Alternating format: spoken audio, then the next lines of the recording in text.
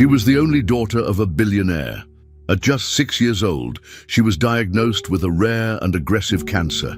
Doctors said there was nothing more to do. She had only 3 months to live. No treatments worked. No hope remained. Her father, a powerful and wealthy man, tried everything money could buy, but in the end, it wasn't a doctor or a scientist who stepped in. It was the family maid. What this woman did in secret, without asking for permission and without expecting anything in return, left the father in tears. She risked everything to save a child who wasn't even hers by blood, and when the world found out, everything changed. This is the true story of how love, when it's real, doesn't need DNA, just courage. And sometimes the greatest miracles come from the most unexpected hearts. Before we continue with this story, don't forget to subscribe to the channel and like the video. Oh, and don't forget to comment below where you're watching us from. We love to know that. Emily was only 6 years old when the doctors gave her parents the news that would change their lives forever. She'd been feeling tired all the time and was getting frequent fevers. At first, her father thought it might be something simple like the flu. But after several tests, the doctors found that Emily had a rare and aggressive type of cancer. They didn't know how it had started, but it was spreading fast. Her father, Richard, was shocked and confused. He couldn't believe this was happening to his little girl. The doctors started treatment right away. She went through chemotherapy and other therapies, hoping something would work. But her condition kept getting worse. Richard was scared, but he tried to stay strong for his daughter. The hospital became their second home, and every day brought new challenges. Emily, though so young, was brave.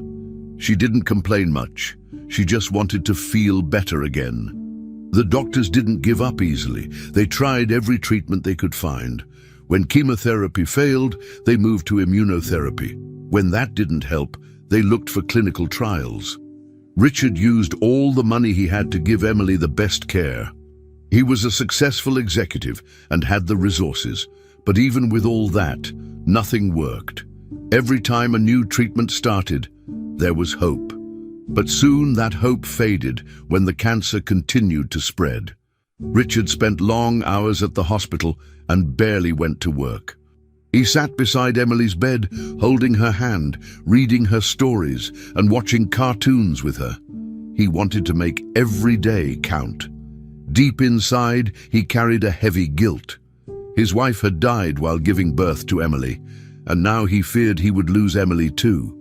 He wondered if he was cursed or if life was punishing him, but he never showed those feelings to his daughter. Emily had never met her mother. She had only seen a photo that stood on a wooden shelf in their living room. It was a picture of a smiling woman holding her pregnant belly. Richard told Emily that her mother was kind and beautiful. He shared stories about how they met, how much they loved each other, and how excited they were to meet her. Emily would sometimes stare at the photo and ask questions about her mom. She said she wished she could hug her just once. Richard always answered softly, hiding his pain. Emily seemed to understand that her mother was gone, but she never seemed angry about it. She simply accepted it as part of her life. Now, as her body became weaker, she asked fewer questions. She was losing weight and needed help to walk. Yet she still smiled when her father made jokes or when nurses brought her small toys. She tried to stay positive. Eventually, the doctors gave Richard the final news.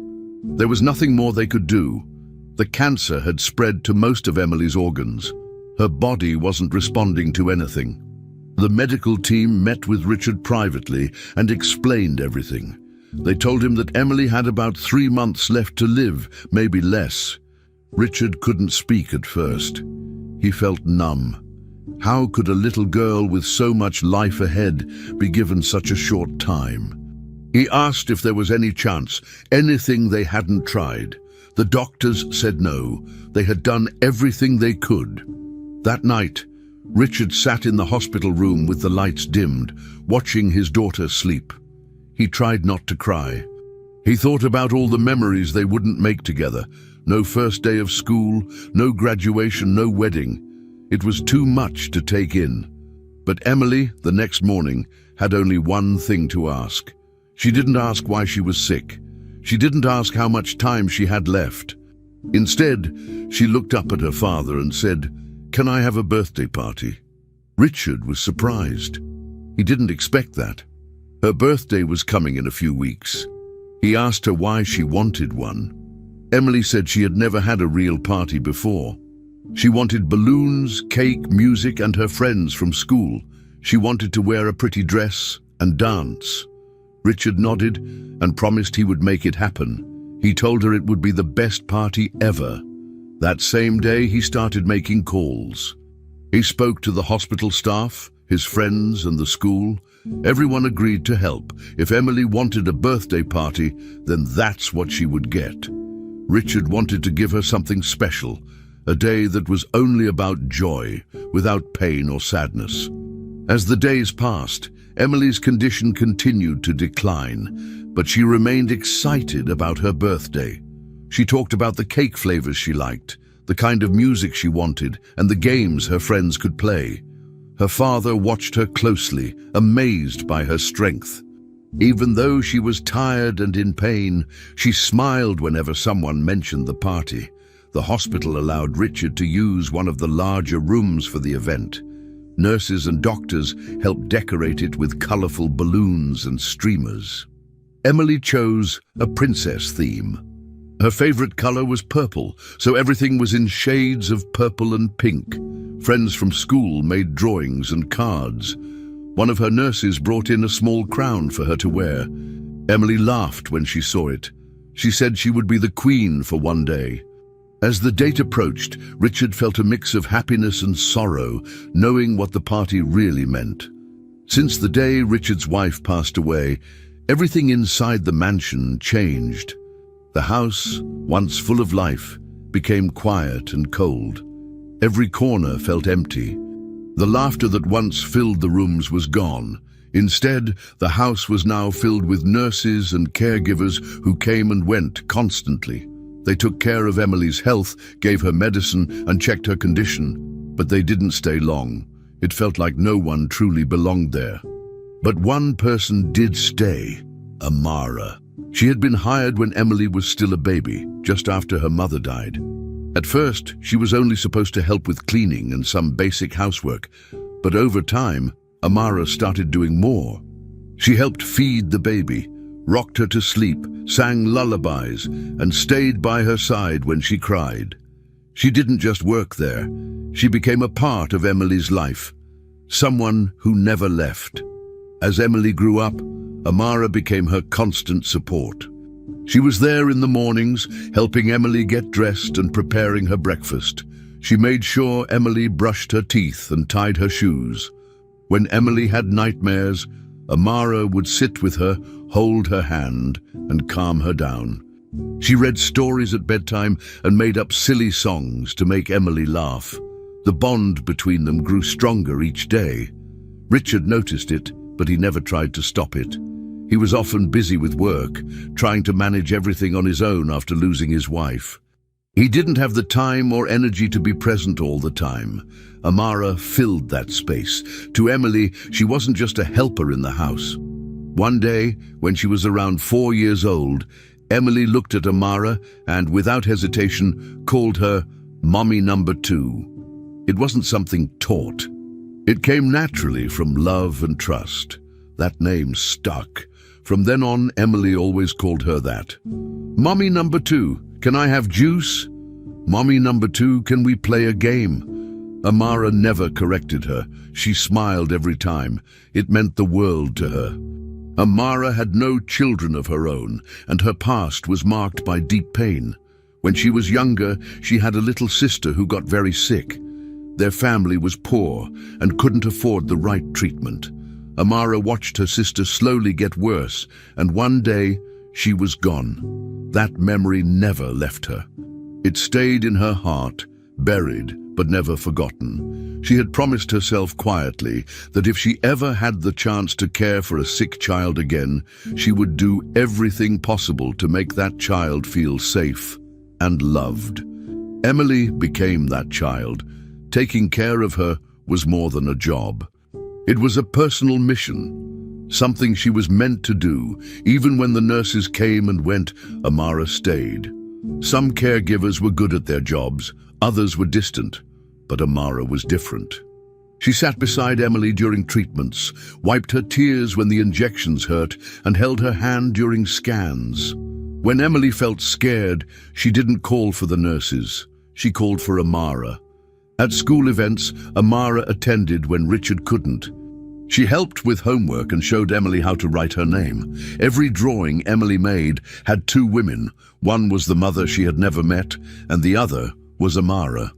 The photo of her real mother still sat on the shelf, but it was Amara who kissed her goodnight, brushed her hair, and made her favorite meals. Richard sometimes struggled with this. He missed his wife deeply, and seeing Emily form such a strong connection with someone else reminded him of what he had lost. But even he couldn't deny how important Amara was. Richard had set clear rules when Amara was hired. She was not family, she was staff. She had her own room in the house and followed a schedule, but those rules faded over time. No boundary could hold back the love growing between Amara and Emily. What started as a working relationship became something unspoken but strong. Amara didn't ask for special treatment. She didn't demand to be seen as more than an employee, but she acted like a mother because that's what Emily needed. And Richard, though silent about it, became grateful for her presence. He saw how Emily smiled more when Amara was around. He noticed how calm she became. Amara filled the emotional space that no one else could. She gave comfort not only to Emily, but to the whole house. Her presence made the mansion feel less like a hospital and more like a home again, even with all the sadness surrounding them. Everything Amara did came from the promise she had made years ago. She had failed to save her sister, but she would not fail with Emily. Every medicine given, every meal cooked, every story told was her way of keeping that promise. She knew she couldn't cure the cancer, but she could give Emily joy, love, and peace. Amara believed that love made pain easier to carry. She would sing softly when Emily couldn't sleep and sit beside her during the hardest days. Emily trusted her completely. In Emily's eyes, Amara was a second mother, not by blood but by choice and by care. That bond became unbreakable. Even as the days grew darker and the doctors gave grim updates, Amara didn't leave. She stayed strong because she had made a promise, and Emily had become that promise, living and breathing. She was the reason Amara kept going, and she would not let go. On the day of the birthday party, the house looked very different than usual. It wasn't fancy or full of expensive decorations, but it was warm and cheerful. There were colorful balloons taped to the walls, a long table with snacks, and a big pink cake with soft frosting in the center. Small paper hats, some already bent or tilted, were handed out to the kids. Emily sat in her wheelchair in the middle of the room, wearing a light pink dress that gently touched her knees. Her head was bald from the treatments, but her eyes were shining with happiness. She smiled every time someone gave her a hug or a small gift. A few of her classmates came, holding drawings and stuffed animals. Nurses stood nearby just in case, but no one talked about hospitals or medicine. For that moment, it was a normal birthday party, just like Emily had dreamed of. Amara stayed close to Emily the whole time. She made sure her plate was filled with soft food that Emily could eat easily. She reminded her to drink water and helped her sit more comfortably in the chair when she looked tired. Amara laughed with the children, handed out slices of cake, and wiped frosting from Emily's chin with a napkin. The guests saw her as part of the family, not just someone who worked in the house. Richard stayed near the door, talking to a few parents and watching everything. He didn't want to take away the spotlight from Emily, but he didn't want to miss a second either. Music played softly in the background, and the children played simple games that didn't require much movement. There was a small table with crayons and paper, and Emily drew for a while with one of her friends. Everyone tried to pretend it was just a regular party, but deep down, they knew it wasn't. As the party started to slow down and most of the children had finished their cake, Amara sat on the floor beside Emily. She had a small piece of cake in her hand and was feeding Emily tiny bites. Emily leaned her head slightly to the side and looked straight at Amara. Her face was calm, but her eyes were serious. Then, in a soft and weak voice, she asked a question that made the world stop. "Am I going to live, Mommy?" she said. She didn't say Amara. She didn't say my other mommy. She said Mommy because that's who Amara was to her. The room went quiet. It was like the music had disappeared, the voices had stopped, and time had frozen. Amara didn't answer right away.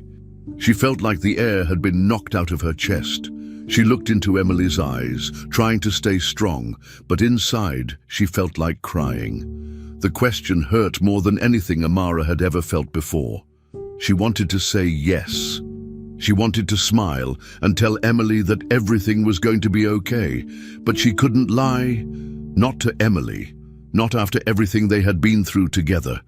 Her lips trembled and her eyes filled with tears, but she didn't let them fall. She reached out and held Emily's hand tightly. "You're very strong," she whispered, "and I'm right here with you." She didn't say yes, she didn't say no. She just stayed with her. Emily kept looking at her, as if trying to understand what wasn't being said. Behind them, near the doorway, Richard had heard the question too. He couldn't move. He put both hands on his face and turned away. It was too much. Hearing his daughter ask if she would live, it was the moment he had feared since the diagnosis. That question changed something inside all of them. Until then, they had been trying to act like everything was normal.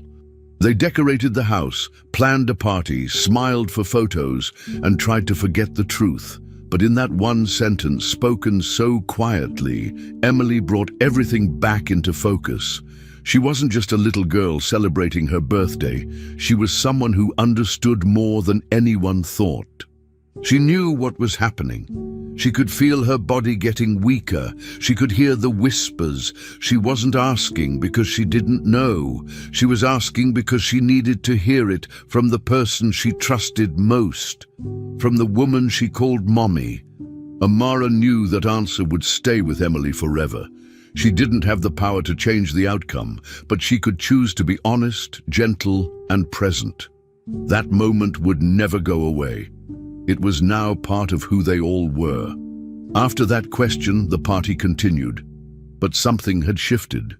The kids played a little more quietly. The adults spoke in softer tones. Emily, though still smiling at times, seemed more thoughtful. She held Amara's hand and didn't let go.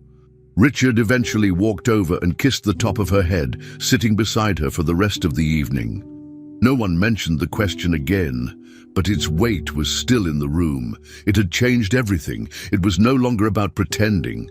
It was about making the most of the time they had left. That night, after everyone left, Amara helped Emily change into her pajamas. She brushed her teeth, told her a bedtime story, and lay beside her until she fell asleep. Richard stood quietly in the doorway. The house was silent again. But now, the silence wasn't cold.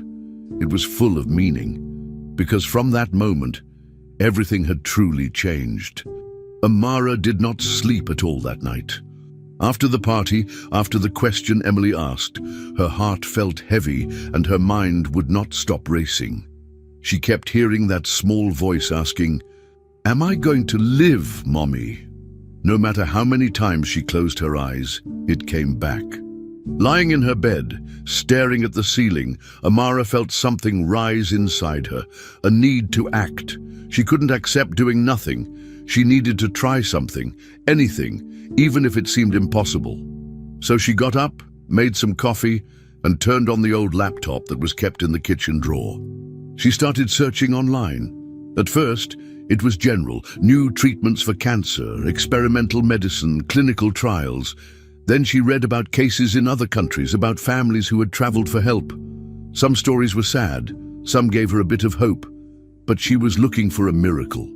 As the hours passed, Amara narrowed her search. She began reading about organ donations and transplants. She learned that in some rare cases, part of a liver could be taken from a living person and given to someone who needed it. It sounded dangerous and complicated, but she kept reading. The procedure required the donor and the patient to have a perfect match in blood type, tissue enzymes, and other genetic markers. It usually worked best between family members. Amara knew she wasn't related to Emily, not by blood, but something inside her told her not to stop. She found a clinic nearby that did compatibility tests and offered liver transplant support. The next morning, without telling Richard or anyone else in the house, she made an appointment. She told the nurse she was doing it for someone very special. She wasn't sure they would even run the test, but they did. Then, all she could do was wait. Waiting for the result was painful. Amara went back to her daily routine, helping Emily, cooking meals, folding laundry, and cleaning rooms. But her mind wasn't focused. Every hour felt like a week. She checked her phone constantly, hoping for an email or call. A few days later, she received a message from the clinic asking her to return. Her heart beat faster than ever.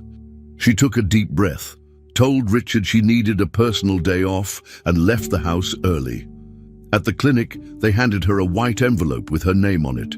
She opened it with shaking hands. The numbers and words inside didn't make sense at first. Then the doctor entered and explained it all in a calm voice. Amara was a full match, perfect blood type, perfect enzymes. Everything needed was there. She sat still for a long time, not saying a word. It didn't feel real, but it was. Tears filled her eyes. She couldn't believe it. The doctor said it was extremely rare, especially between people who weren't blood relatives. But the results were clear. Amara's liver could help Emily, maybe even save her. She thought about what that meant. The surgery was risky. She could face health problems after, but none of that scared her. What scared her was losing Emily without trying. She thanked the doctor and left the clinic holding the papers close to her chest. She didn't know what to do next. She was just a housekeeper. Would they even allow her to donate? Would Richard agree? Would the doctors approve? A small voice in her mind said no. Rules, systems, procedures. But she also knew something stronger than all of that. Love. She didn't care what the world saw her as. She knew what she felt. Emily wasn't her boss's daughter anymore. Emily was her child. Amara went home and sat alone in her room. She stared at the walls and thought deeply. If she told Richard, he might say no. He might think she was acting emotionally or trying to cross a line.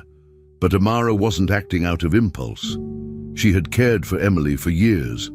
She had seen her first steps, held her during fevers, calmed her after nightmares, and sat beside her during hospital visits. That was not just a job, that was a mother's role. And now she had a chance to give something no one else could. It wasn't about duty anymore. It was about love, about doing what needed to be done. Amara made up her mind. She would go to the hospital alone and speak to the transplant team. She would fight for the chance to give her part of her liver to Emily. If they said no, she would keep trying. She was not stopping. She knew it wouldn't be easy. Hospitals had rules, legal systems had forms. Richard had authority as the legal guardian, but Amara was ready to push through every wall. Emily wasn't a patient to her. She wasn't a job. She was a daughter, not by birth, but by bond. Amara knew that parents make sacrifices. Some give time, some give money, and some, like her, would give a piece of their own body if it meant their child could live. She folded the test results carefully and hid them in a drawer. For now, she would keep them secret until she found the right moment. She took a deep breath and looked at a photo of Emily on her dresser. "I'm not going to let you go," she whispered. "Not without a fight." In her heart, she had already made the decision. The impossible was no longer a barrier. It was simply the next step. Amara walked into the hospital that morning with a mix of fear and determination. She had the envelope with her test results folded neatly in her bag. Her hands were sweaty and her heart was beating fast, but she knew she had to try. She sat across from two doctors in a small office and told them everything. How she had cared for Emily since she was a baby, how she had gotten tested in secret, and how the results showed she was a perfect match. She explained she was ready to go through with the transplant. She didn't want money or recognition. She only wanted Emily to have a chance, but the doctors interrupted her before she could finish. They said no. They told her that hospital policy didn't allow transplants from people who had no legal or blood connection to the patient. It didn't matter that she loved Emily. Rules were rules. Amara was stunned. She tried to explain again, thinking maybe they didn't understand. She told them how Emily called her Mommy Number 2, how she had raised her, how this wasn't about being a worker, it was about being a mother. But the doctors were firm. They said they were sorry, but the legal risk was too high. They said it could cost them their licenses. Amara left the hospital with shaking hands and tears in her eyes. She hadn't expected a yes right away, but she hadn't expected a flat no either. When she got back home, she told Richard everything. At first, he didn't speak. He looked at her with disbelief, trying to understand what she had done. Then, suddenly, his face changed. His voice cracked as he said, "Don't ever bring this up again. Please, you're all Emily has. I already lost my wife. I can't lose you too." She knew Richard cared about her and respected everything she had done for Emily, but his reaction also showed fear. He was scared of losing her, of something going wrong during the surgery. He wasn't thinking like a father desperate to save his child.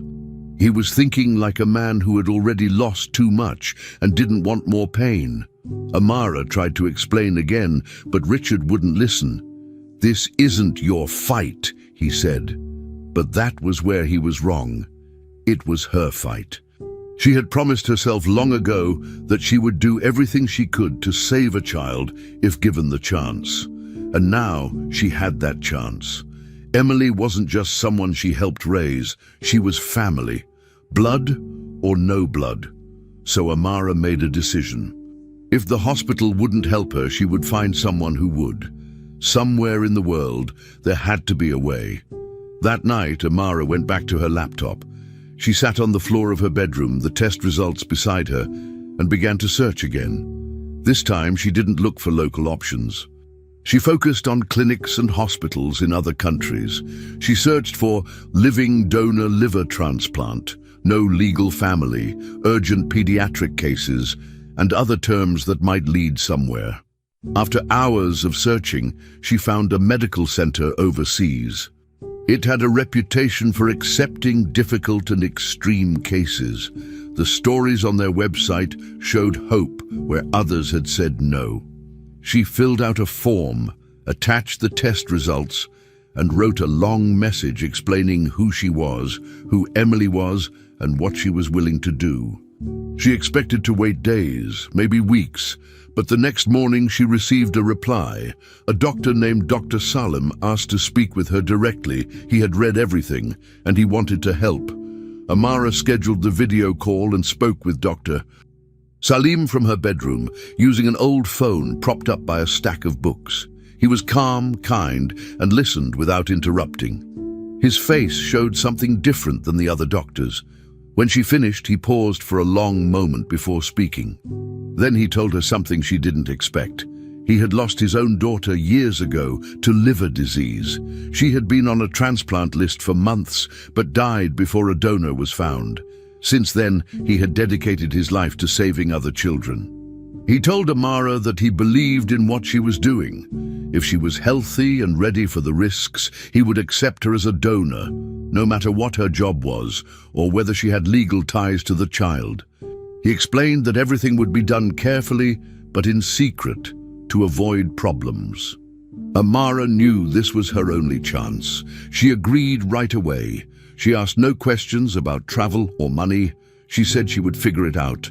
Dr. Salim promised to help with the paperwork and guide her through the process. The surgery would be dangerous. She could get sick. She could even die. But none of that scared her anymore. What scared her was letting Emily slip away without trying everything. She didn't tell Richard yet. She knew he would try to stop her again. This time, she wasn't asking permission. She was making a choice a mother makes. She kept the plan to herself, carefully organizing each step. She would need time, courage, and luck, but one thing was certain. If she didn't do this, she would never forgive herself. She looked at a photo of Emily on the wall and whispered, "I'll do this, baby, no matter what." And she meant it. With Richard away on an international business trip, Amara knew this was her only window to act. She had already prepared everything in secret. The documents were signed, the travel plans confirmed, and the hospital overseas was ready. She waited until the second day of Richard's trip to move. That morning, she packed 2 small bags, one for herself and one for Emily. She told the staff at home that she was taking Emily for a private health consultation, which didn't raise suspicion because she was always involved in the girl's medical care. A trusted nurse who was aware of the real plan helped her arrange transportation. The flight was long and tense. Emily was tired but calm. She didn't understand everything, but Amara told her they were going somewhere special to get help. They arrived late at night, and the foreign medical team greeted them at a quiet private wing of the hospital. Amara checked into the hospital under false names, as instructed by Dr. Salim's team, to avoid attention or interference. Everything was handled with precision. Doctors examined both Amara and Emily once again to make sure everything was still in order. The surgery was scheduled for the next day. Amara barely slept that night. She sat beside Emily's bed, brushing her fingers through the child's hair as she watched her sleep. Emily still didn't know the full truth. She only knew that Amara had promised to do something to help. Before dawn, Amara wrote a short letter and sealed it in an envelope. She placed it under Emily's pillow. It said, "If I don't wake up, know that Mommy said yes."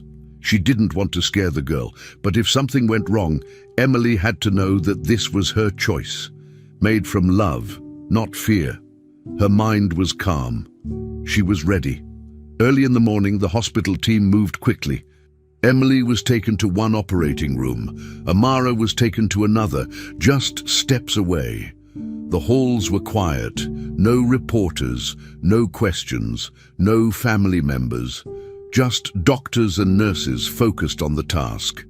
Dr. Salim oversaw the procedure himself. The team had rehearsed everything. The plan was to remove a healthy portion of Amara's liver and immediately transplant it into Emily's body. Timing was critical. Once the liver segment was taken out, it had to reach Emily within minutes. Both patients were placed under anesthesia. The machines beeped steadily.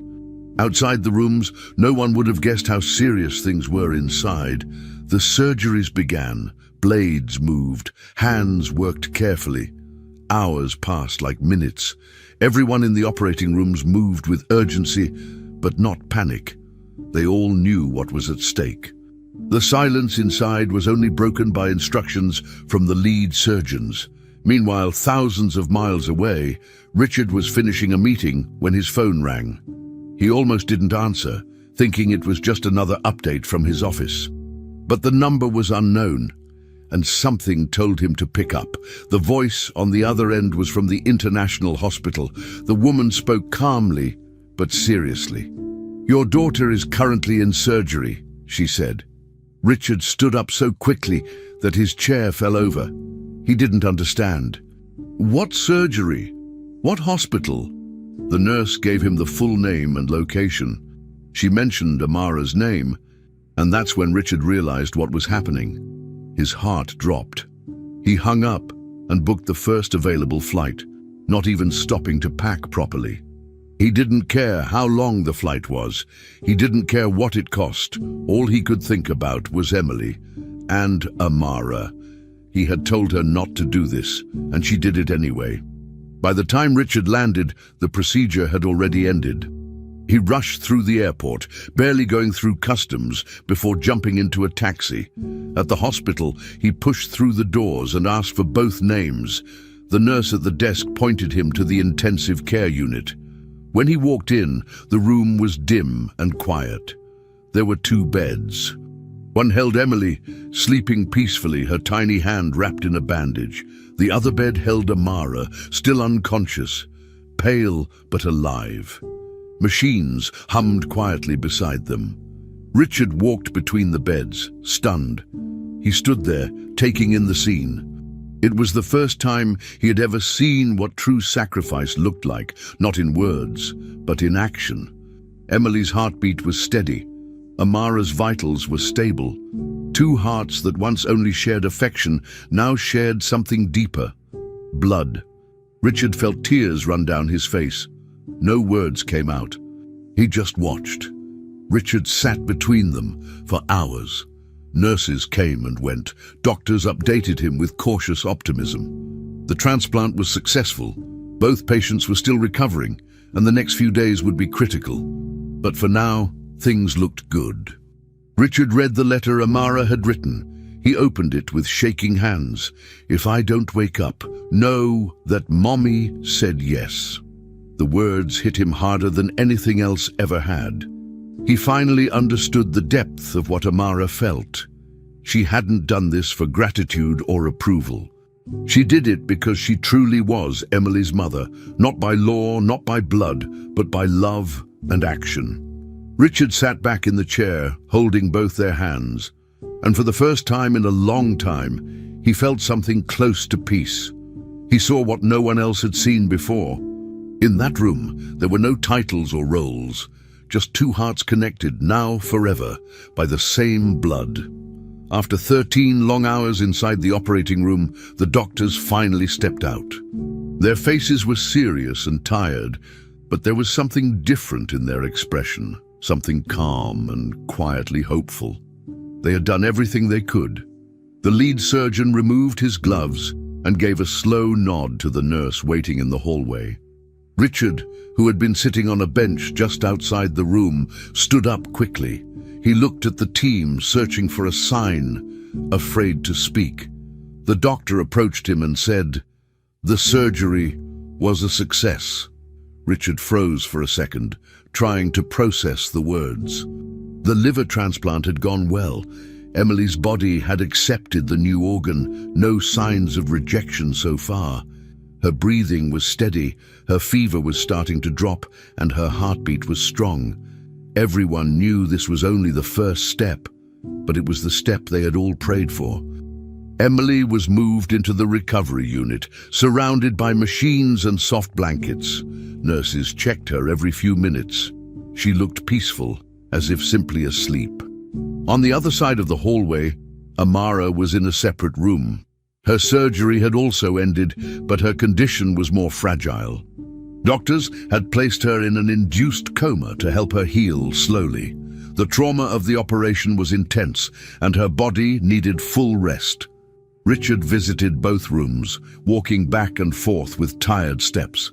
When he entered Amara's room for the first time, he couldn't hold his emotions. He looked at her pale face, the wires, the machines, the silence. He dropped to his knees beside the bed. She had done something no one else even considered. She gave away part of her body for a child she didn't give birth to. For Richard, this was no longer just loyalty. It was love, real and complete. The next few days were slow and emotional. Nurses moved carefully, checking signs, adjusting medications. Doctors spoke in calm voices, explaining what could happen next. Every hour mattered. Richard barely left the hospital. He stayed in the waiting rooms, drank bad coffee, and read the same pages of a book without understanding any of it. On the third morning, something happened. A soft voice called out from the bed, "Daddy?" It was Emily. Her eyes were half open, and her voice was weak but clear. Richard rushed to her side. Her cheeks had color. She blinked slowly, then smiled. "Can I have cake?" she asked. Richard laughed and cried at the same time. He couldn't believe it. The doctors came in and checked her. Her body was responding better than expected. Her recovery had truly started. But soon she looked around and asked, "Where's mommy number 2? And that question hit Richard harder than anything else that week. He sat beside her, holding her hand, but didn't know what to say. He thought about telling her the truth, but the words wouldn't come out. How could he explain to a child that the person she loved most in the world was still asleep and might not wake up soon? So he just said, "She's resting, sweetheart. She's very tired." Emily nodded, trusting him. But Richard knew he couldn't hide the truth forever. That afternoon, he went back to Amara's room and sat beside her again. He told her everything. He spoke out loud even though she couldn't hear him, or maybe she could. He told her how Emily smiled, how she asked for cake, how she wanted to see her. He said thank you over and over again. He held her hand and stayed there for hours, just listening to the soft rhythm of the machines. That room had become the center of his world. People who worked in the hospital started to hear the story. A woman who gave part of her liver to a girl she didn't give birth to. A caregiver who became more than family. Nurses talked about it in the halls. Some cried while changing shifts. The doctors, who were used to dealing with cold numbers and difficult outcomes, quietly admitted they had witnessed something rare. Not just a complex medical case, but a true act of sacrifice and love. Emily kept getting stronger. She ate small meals, sat up slowly, and even laughed once when a nurse made a silly face. But she kept asking about Amara. Every morning, every evening, the same question: is she awake yet? Richard promised to let her know the moment it happened. He stayed close to both rooms, waiting for the second miracle, not just the saved child, but the woman who had saved her. And then it became clear to everyone around them. Something had changed. The hospital room that once felt like a place of sadness and fear now felt like the beginning of something new. What was supposed to be a tragic ending had become the start of recovery. Emily's life had turned around. Her body had accepted the new liver. She was healing faster than expected. And even though Amara was still in a coma, her vital signs were strong. The doctors were hopeful. The staff looked at Richard differently now, not just as a man with money or a job title, but as someone connected to a woman who gave everything, and a little girl who fought to live. They were not just patients anymore. They were a story of love, courage, and second chances. And in that quiet hospital, everyone could feel it. A tragedy had begun to turn, little by little, into a miracle. 5 days after the surgery, something happened that everyone had been hoping for. Amara opened her eyes. It was slow at first. She blinked a few times, confused, trying to focus. The room was quiet, except for the soft beeping of the monitors. Her body was weak, and her head felt heavy, but she was awake. Her vision cleared slowly, and the first thing she saw made her heart jump. It was Emily. She stood beside the bed, wearing a paper hat from the hospital's kids' playroom. Her smile was wide and full of joy. "Mommy, number 2, I'm alive," Emily said loudly. Amara's eyes filled with tears. She tried to speak, but no words came out. She just cried. The moment was too big, too full of emotion. After everything they had been through, the planning, the fear, the surgery, Amara had made it, and so had Emily. They were both still here. Nurses rushed in when they saw Amara was awake. One of them quickly checked her vitals, adjusted her IV, and gently asked her to stay calm.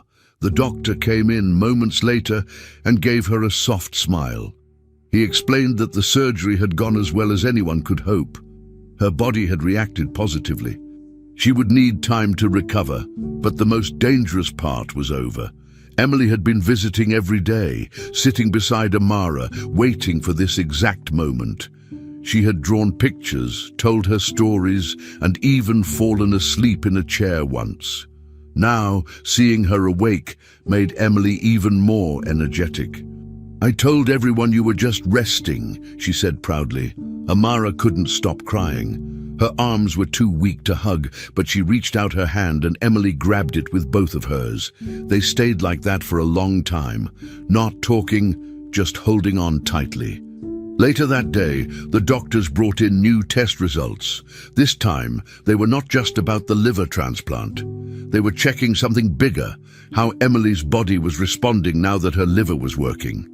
The results made everyone pause. The cancer, which had once been spreading fast, was now shrinking. The new liver was not just functioning, it was helping the medications finally work.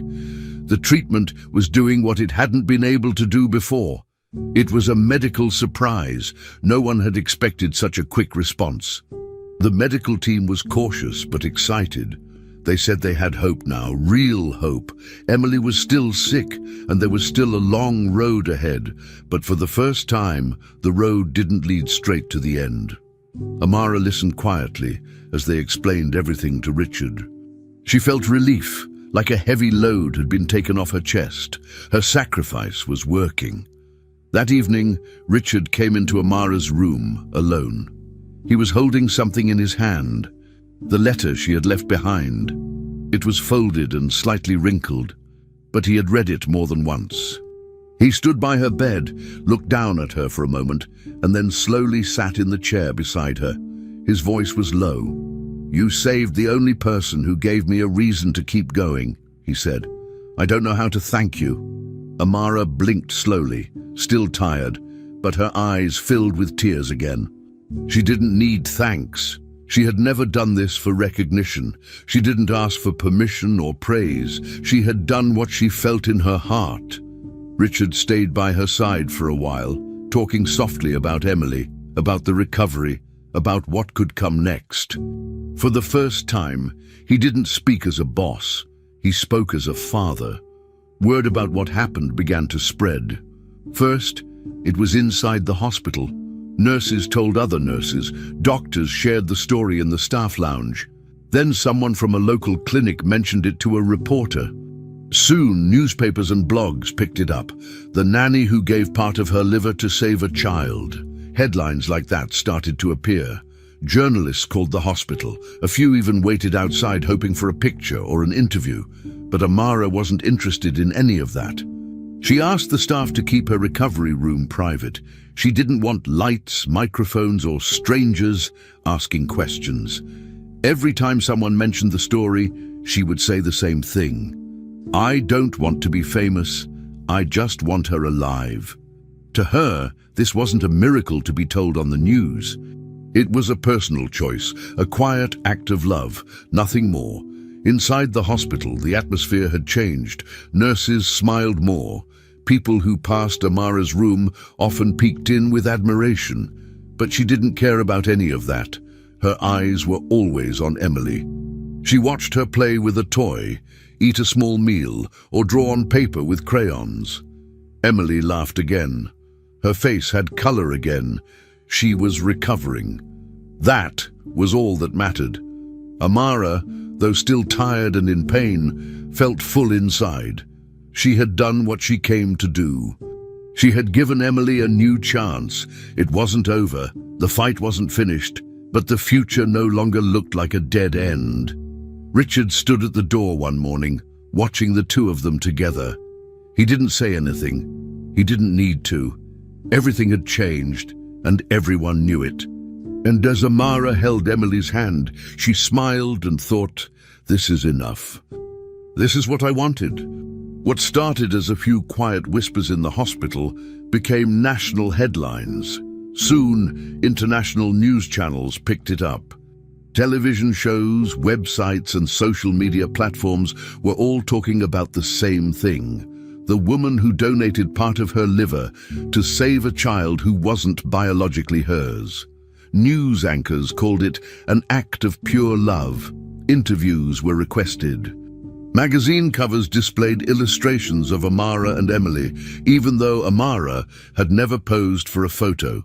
Campaigns for organ donation were launched, inspired by the story. In just a few days, the case became a global conversation. People from different countries sent letters, messages, and even small gifts. Amara was mentioned in medical conferences. The act of one woman had reached millions.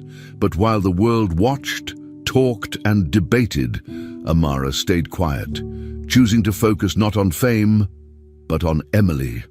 As the attention grew, so did the public discussion. Doctors around the world spoke out. Many praised the act, calling it brave and selfless.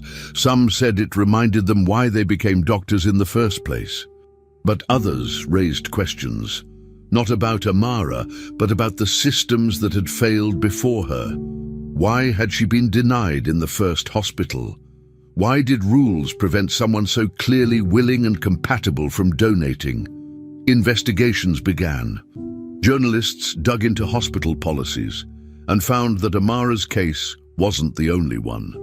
Over the years, many other living donations had been rejected due to overly strict rules about legal or blood ties. Several lives could have been saved, but weren't. A government health committee opened a formal review. Hospital staff members gave statements. One of the directors, who had signed the rejection letter in Amara's case, was placed on leave. His name was removed from the hospital website. Change was starting. Medical institutions were now being pushed to rethink their protocols. A few hospitals changed their policies immediately, adding emotional bonds to the list of acceptable donor criteria. Experts began writing papers, using Amara's case as a real-world example of why compassion should be included in medical decision-making. Online forums exploded with praise. People who had never met Amara were calling her a hero. She was described as a symbol of moral courage. Posts about her were shared thousands of times. Artworks were created. Her name became associated with organ donation advocacy in multiple countries. Several large health foundations wanted to honor her. Invitations came for award ceremonies, dinners, even television talk shows. But every time someone reached out, Amara said the same thing: "Thank you, but no." She didn't want a stage, a trophy, or applause. That wasn't why she did what she did. She didn't save Emily to become someone special. She did it because Emily was already special to her. Meanwhile, Amara continued with her normal life, the way she liked it. She stayed away from cameras, from lights, from questions. She didn't even tell most people about the news coverage. She just focused on Emily. They went on short walks in the morning, enjoying the sun. They played board games in the garden behind the house.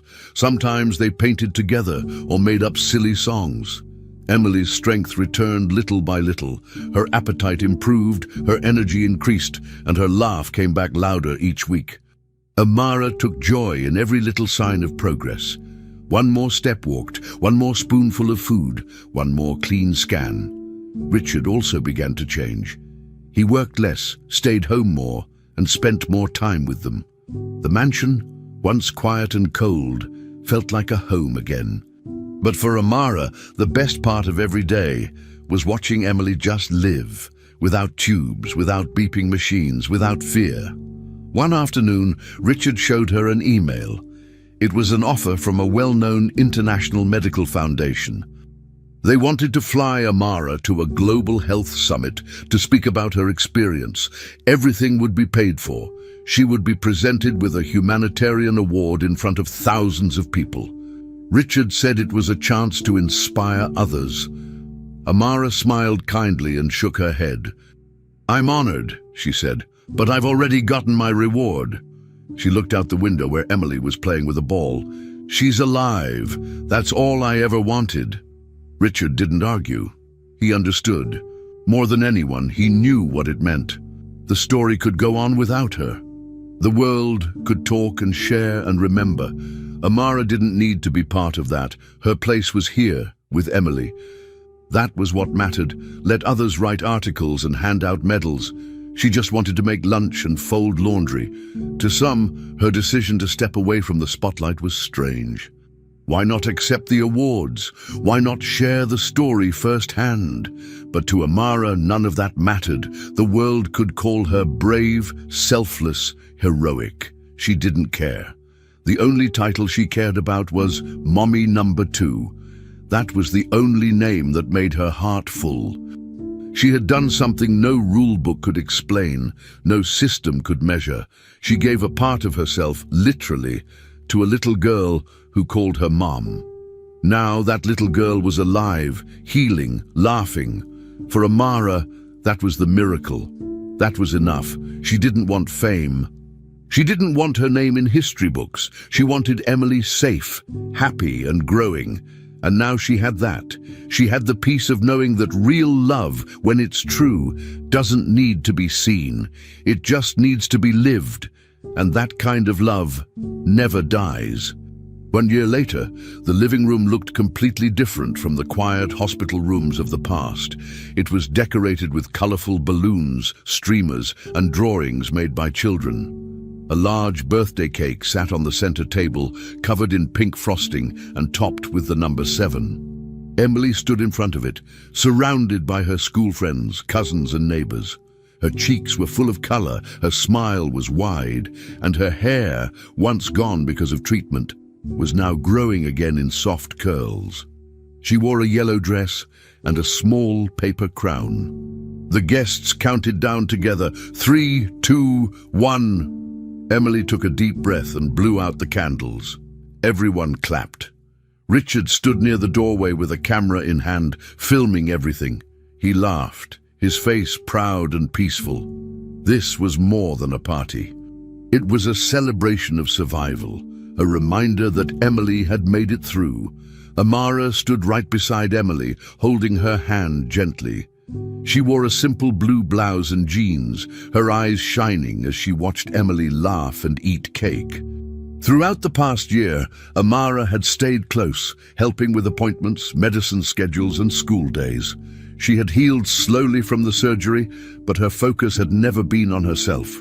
It was always on Emily. Now seeing her so full of life again, Amara felt something deep inside her, a sense of quiet joy, of something complete. She helped pour juice for the kids and made sure everyone had a slice of cake. Several guests who knew the full story gave her soft smiles or small hugs. But Amara didn't want to talk about the past. She just wanted the day to be perfect for Emily. The music played, the children danced, and for a while, no one talked about hospitals, doctors, or pain. Only happiness. At one point during the party, Emily stopped playing and turned to look at Amara. Her voice was soft but serious. "Mommy number 2. Now I'm really going to live, right?" The question wasn't asked out of fear. It was asked out of hope, out of the need for confirmation. Emily had been through so much at such a young age. Even now, with her strength returning and her laughter louder, she still remembered the hard parts, the needles, the machines, the long nights. Amara knelt down slowly, her knees aching a little, and brought her forehead to touch Emily's. She placed her hands gently on the girl's shoulders and looked straight into her eyes. "Yes, my love," she said calmly with a warm smile. "You are going to live." Emily smiled, then hugged her tight. Around them, the party continued, balloons bouncing, kids laughing. But for them, that quiet moment meant everything. Richard had captured that exchange on camera. He stopped recording for a moment and lowered the device. Watching them, he felt his throat tighten. In the past year, he had changed too. After almost losing Emily and witnessing Amara's sacrifice, he'd become a different kind of father. He spent more time at home, was more present in the small things. He no longer let work take over every hour of the day. Seeing Emily grow stronger had given him a reason to slow down and appreciate life more. He had also grown closer to Amara. Their connection, once based on employer and employee roles, was now built on trust, respect, and something that didn't need a name. He knew she had saved his daughter, not just with surgery, but with love. And today, he didn't see two people standing by the cake. He saw a family, a real one, formed not by blood, but by choice. As the party continued, people moved in and out of the house. Some brought gifts, others stayed for cake and snacks. Laughter echoed through the halls, and music played from a small speaker on the table. In the living room, something special stood near the bookshelf. A simple wooden frame, placed carefully next to a family photo. Inside the frame was the letter Amara had written before the surgery. "If I don't wake up, know that Mommy said yes." Richard had decided to display it where it could be seen, not for attention, but as a reminder. Every person who read those words understood what they meant. That love didn't need approval, that being a parent had nothing to do with last names or birth certificates, and that sometimes the most powerful decisions are the quiet ones, made in the dark, out of pure love. That letter had become part of their home. As the sun began to set, the kids sat in a circle opening presents. Emily laughed out loud as she unwrapped a puzzle, a doll, and a drawing kit. Amara sat on the couch nearby, watching her carefully. Every laugh, every hug, every little joke between the children felt like a gift. Emily wasn't just alive, she was living, fully, loudly, happily. And that was everything Amara had ever wanted. She didn't need medals, praise, or stories written in newspapers. She had already received the only reward that mattered. Her daughter of the heart was here, growing, smiling, dreaming. The fight had been worth it, the pain, the fear, the risk, all of it. Because in the end, the answer to Emily's question was now a promise. Yes, you will live. And nothing could be more true. The room was full of light, and the letter in the frame kept reminding everyone, love, real love, is enough. Finally, we've reached the end of this story. I'm extremely happy that you've made it this far. Thank you very much for watching. Comment below what you thought and what was the best or worst part. Don't forget to subscribe. Until next time. "My daddy wants to marry you," says the little homeless girl. And the millionaire woman pauses, then makes a decision. Before we dive in, whether you're having your morning coffee or winding down for the night, you're exactly where you need to be. The November rain hammered against the bulletproof windows of Victoria Sterling's corner office on the 47th floor of Sterling Enterprises. At 34, she commanded a billion-dollar empire with the same cold precision that had earned her the nickname Ice Queen on Wall Street. Her Armani suit was flawless, her makeup impeccable, her heart carefully locked away behind years of calculated decisions. The intercom buzzed. "Ms. Sterling, there's a situation in the lobby." Victoria didn't look up from her quarterly reports. "Handle it, Margaret." "Ma'am, it's a child. Security doesn't know what to do." Victoria's pen stopped mid-signature. Children didn't belong in her world of mergers and acquisitions. "What kind of child?" "A little girl, maybe 6 years old. She's asking for you specifically." Something cold gripped Victoria's chest. In her 15-year career, no child had ever asked for her. She stood, her heels clicking against the marble floor as she walked to the elevator. The descent felt endless, each floor bringing her closer to something that would shatter her carefully constructed world. The lobby was a monument to corporate success. Italian marble, crystal chandeliers, and intimidating security guards. But all eyes were focused on a tiny figure sitting cross-legged on the floor near the reception desk. The little girl wore clothes that had seen better days. A faded pink sweater with holes, jeans that were too big, and sneakers held together with duct tape. Her dark hair was tangled, her face smudged with dirt, but her green eyes burned with a determination that made Victoria's breath catch. "Are you the lady who owns this big building?" the child asked, looking up at Victoria without fear. Victoria knelt slowly, her expensive suit forgotten. "I am. What's your name, sweetheart?" "Emma. Emma Rodriguez." The little girl's voice was clear despite her obvious exhaustion. "My daddy says you're the most important person in the whole city. And where is your daddy? Emma's face crumpled slightly. He's sick, real sick, the doctors say. She swallowed hard, trying to be brave. They say he might go to heaven soon. Victoria felt something crack inside her chest. Emma, where have you been staying? Sometimes in Daddy's truck when he was working. Sometimes in the shelter. But Daddy got too sick to work. And they took the truck away. Emma's eyes filled with tears she refused to let fall. We've been sleeping in the park, but it's getting cold. The lobby had gone completely silent.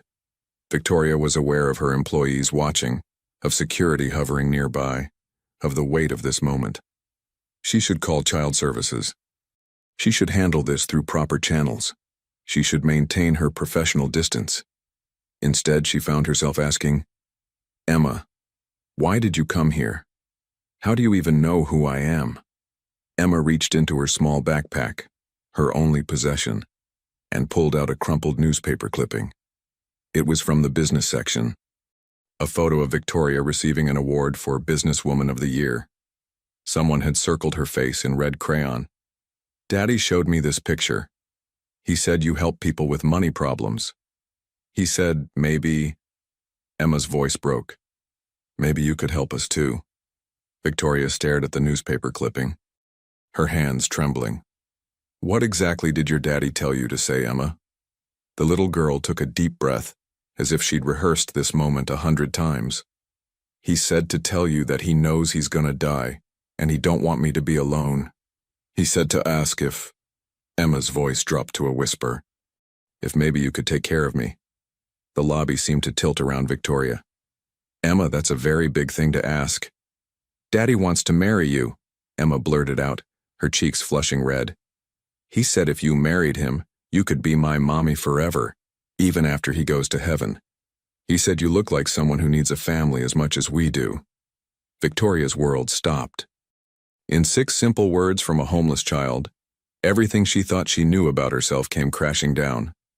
Victoria's hands shook as she stared at the little girl, whose innocent words had just turned her world upside down. Around them, the Sterling Enterprises lobby had fallen into an eerie silence, broken only by the distant hum of elevators and the November rain against the windows. Emma, Victoria said carefully, where is your daddy right now? St. Mary's Hospital, room 314, Emma recited. He made me memorize it. Her small fingers fumbled with the newspaper clipping. He said if something happened to him, I should come find you and tell you he loves you already, even though you never met. The words hit Victoria like a physical blow. She'd built her empire on logic, on calculated risks, on never making decisions based on emotion. But here was this 6-year-old girl talking about love and marriage and death, with the matter-of-fact acceptance that only children possess. Ms. Sterling? Margaret's voice came through her earpiece. The board meeting starts in 20 minutes. Victoria touched her earpiece, her eyes never leaving Emma. Cancel it. Cancel everything for the rest of the day. She watched Emma's face light up with hope, and something inside Victoria's chest cracked wider. This child, this beautiful, brave, heartbroken child, had walked into her corporate fortress and asked for the impossible. And the most terrifying part was that Victoria found herself wanting to say yes. Emma, when did you last eat? The little girl's stomach answered with a loud rumble. She blushed. Yesterday morning. The shelter gave us breakfast, but then Daddy got really sick and the ambulance came. Victoria stood, her decision crystallizing with each passing second. Richard, she called to her head of security, bring my car around and call ahead to St. Mary's. Tell them Victoria Sterling is coming to see a patient. Yes. Ma'am, should I also call legal about the child? Victoria looked down at Emma, who was watching her with those impossibly hopeful green eyes. Not yet. First, I need to meet her father. As they waited for the car, Victoria found herself studying Emma's face. Despite the dirt and exhaustion, there was something luminous about this child. She had the kind of spirit that Victoria had buried years ago under business suits and board meetings. Emma, can you tell me about your daddy? The little girl's face transformed with pure love. His name is Miguel Rodriguez. He's 32. And he's the best daddy in the whole world. He builds things. Big buildings like this one. He taught me to read and to count to 100. He makes the best pancakes and he sings me to sleep every night. Emma's voice caught. But he's been coughing a lot, and there's blood sometimes. The doctors say his lungs are sick from working in dusty places. They say there's nothing they can do. Victoria felt tears threatening. Tears she hadn't allowed herself in 15 years. And he sent you to me? He said he's been watching you in the newspapers for years. He said you're strong and smart and successful, but that you look lonely in all your pictures. He said maybe God put your picture in front of him because you need us as much as we need you. The black Mercedes pulled up outside. As Victoria helped Emma into the leather seats, she caught her reflection in the window. For the first time in years, she saw what Miguel Rodriguez had seen: the loneliness behind the success, the emptiness behind the empire. Emma, what if your daddy's wrong? What if I'm not the kind of person who can take care of a little girl? Emma buckled her seatbelt with practiced efficiency. Daddy says sometimes the best families aren't born. They're chosen. He chose you before he even met you. As the Mercedes pulled into traffic, Victoria realized she was about to meet the man who had somehow seen through her carefully constructed facade to the woman underneath. A dying man who was offering her the one thing her billions couldn't buy: a real family. But first she had to understand how a construction worker she'd never met could know her better than she knew herself. St. Mary's Hospital smelled of disinfectant and hope. Victoria had been in hospitals before, for board meetings with healthcare companies, charity photo opportunities, sterile business transactions. But walking through these halls with Emma's small hand in hers felt different. This felt personal. Room 314 was at the end of a long corridor. Through the partially open door, Victoria could see a man lying in the hospital bed, his dark hair damp with fever, his breathing labored. Even in his weakened state, Miguel Rodriguez was handsome, not the polished attractiveness of the men in Victoria's social circle, but something real and honest that made her pulse quicken. "Daddy!"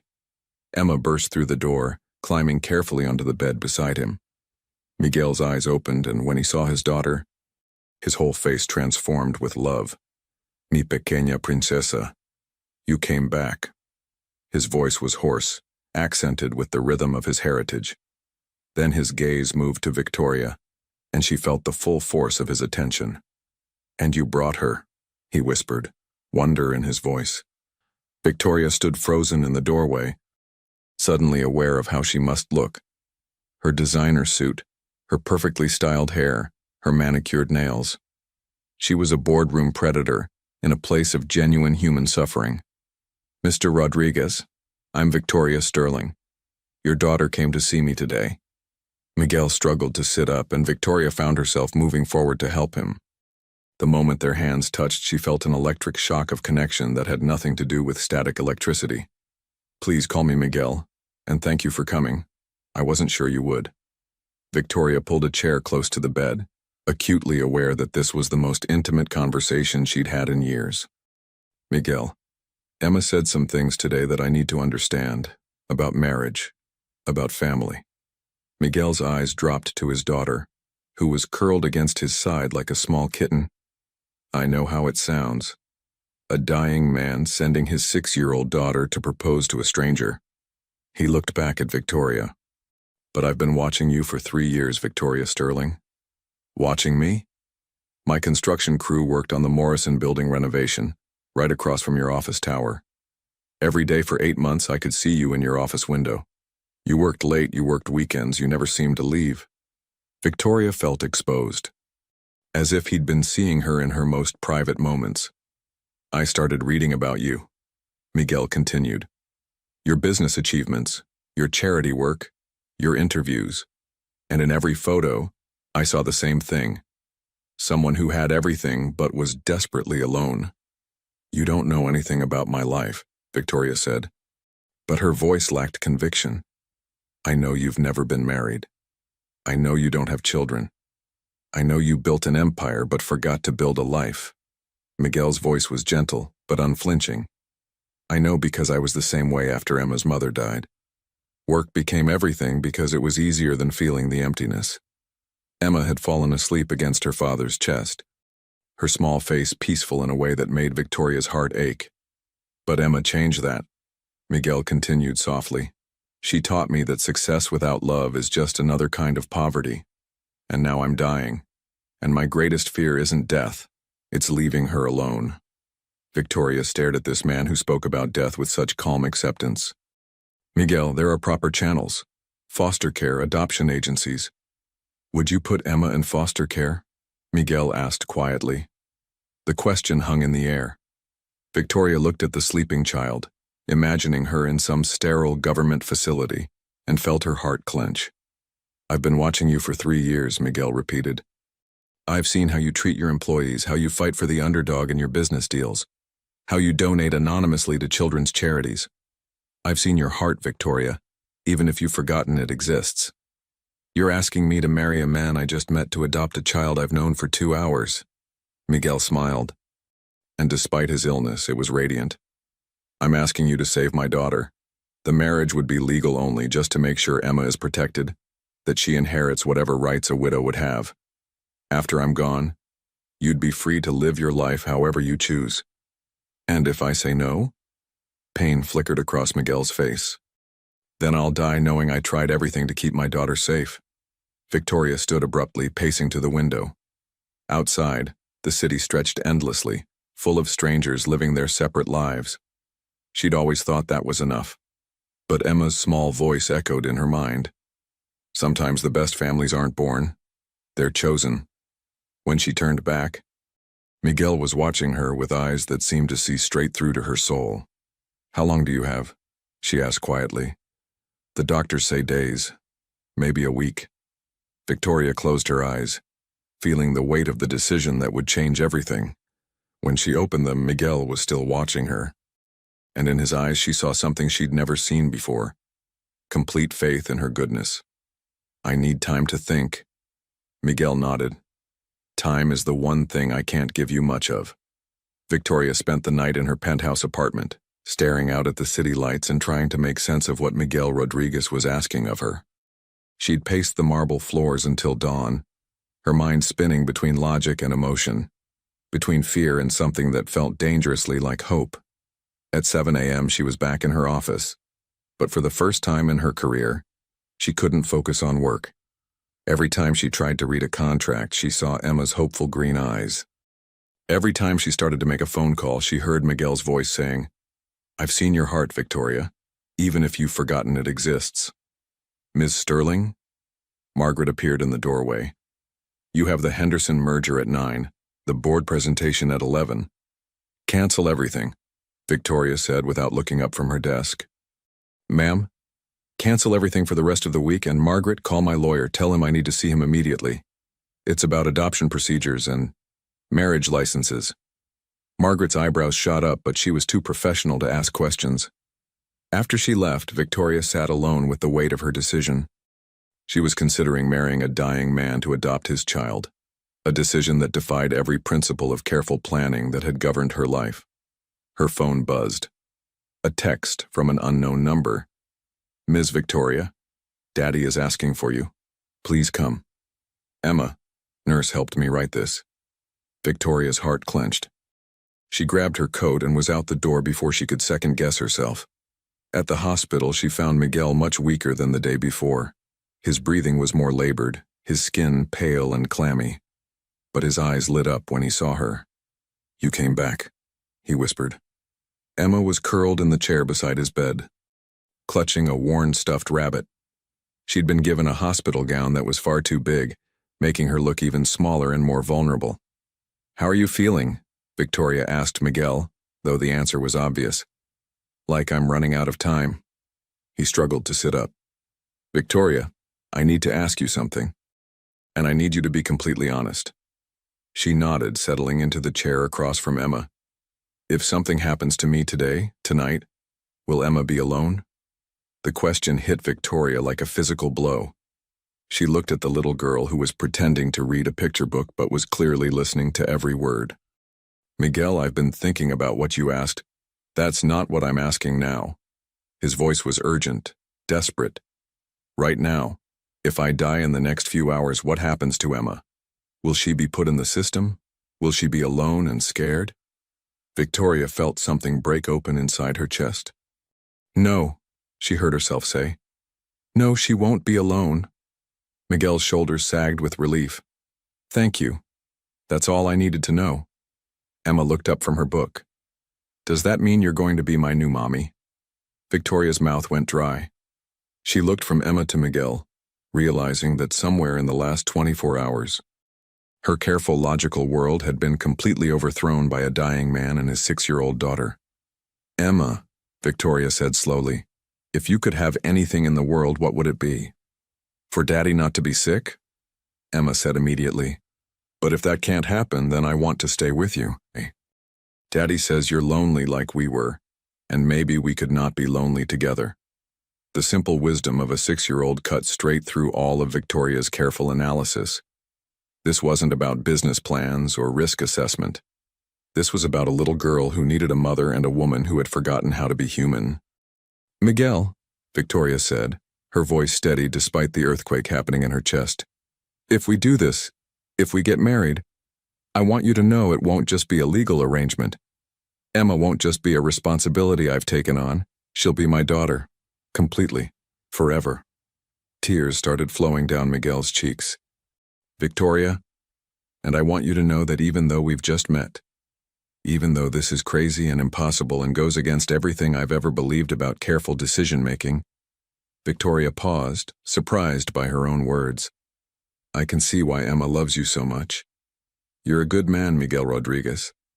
Emma scrambled out of her chair and climbed into Victoria's lap, wrapping her small arms around her neck. Does this mean you're saying yes? Victoria held the little girl close, breathing in the scent of hospital soap and innocence. Over Emma's head, she met Miguel's grateful gaze. Yes, sweetheart. I'm saying yes. Miguel closed his eyes, and for the first time since she'd met him, he looked peaceful. Thank you, he whispered. Thank you for giving me the one thing I wanted most in the world, knowing that Emma will be loved. Victoria felt tears on her cheeks, tears she hadn't allowed herself in 15 years. Miguel, I need you to know something too. You and Emma, you've given me something I didn't even know I was missing. What's that? Victoria looked down at Emma, who had fallen asleep in her arms, trusting and content. A reason to come home. The courthouse wedding was unlike anything Victoria had ever imagined for herself. No designer gown, no orchestra, no society photographers. Just Miguel in a wheelchair, wearing his one good shirt. Emma in a yellow dress that a kind nurse had brought from home. And Victoria in a simple blue suit she'd grabbed from her closet without thinking. Judge Patricia Williams had agreed to perform the ceremony in Miguel's hospital room when Victoria explained the circumstances. Miguel's doctor, Dr. Sarah Chen, served as one witness, while Margaret, who had insisted on coming despite Victoria's protests, served as the other. Do you, Miguel Rodriguez, take Victoria Sterling to be your lawfully wedded wife? Judge Williams asked gently. Miguel's voice was weak but clear. I do, and I promise to love and protect her for whatever time I have left. Victoria's hands trembled as she held Miguel's. His fingers were thin and cold, but his grip was steady. Do you, Victoria Sterling, take Miguel Rodriguez to be your lawfully wedded husband? Victoria looked into Miguel's eyes and saw a lifetime of love compressed into whatever time they had left. I do, and I promise to love and protect Emma as if she were my own daughter for as long as I live. By the power vested in me by the state of New York, I now pronounce you husband and wife. Miguel squeezed Victoria's hand. May I kiss my bride? The kiss was gentle, tender, and heartbreaking. Victoria tasted salt and realized they were both crying. Mommy, Victoria! Emma cheered, clapping her hands. Now we're a real family. Victoria knelt beside Emma's chair, and the little girl threw her arms around her neck. Yes, sweetheart. Now we're a real family. The paperwork took another hour. Adoption forms, insurance changes, legal guardianship documents. Victoria's lawyer, James Morrison, had worked through the night to expedite everything. As she signed paper after paper, Victoria realized she was legally binding herself to two people she'd known for less than 3 days. It should have terrified her. Instead, She felt more certain of this decision than any she'd made in her corporate career.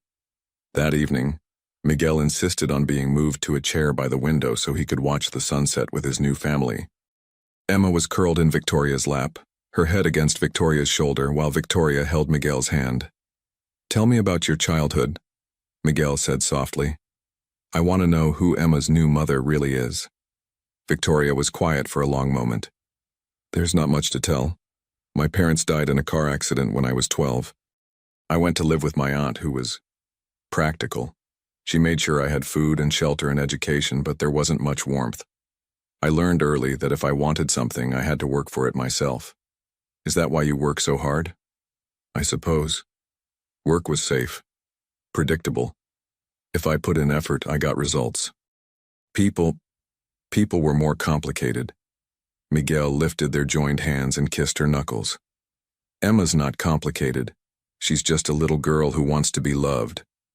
"I can see that." Victoria looked down at Emma, who was fighting sleep. "Miguel, I have to ask, are you afraid? Of dying?" "Sometimes, but not of leaving Emma anymore. You've given me peace, Victoria. I don't know how to be a mother. You don't have to know. You just have to love her. The rest, you'll figure out together." Emma stirred in Victoria's arms. "Daddy, are you going to heaven soon?" Miguel's face crumpled, but he kept his voice steady. "Yes, mi amor. But I want you to remember something important. Even when I'm in heaven, I'll still be your daddy.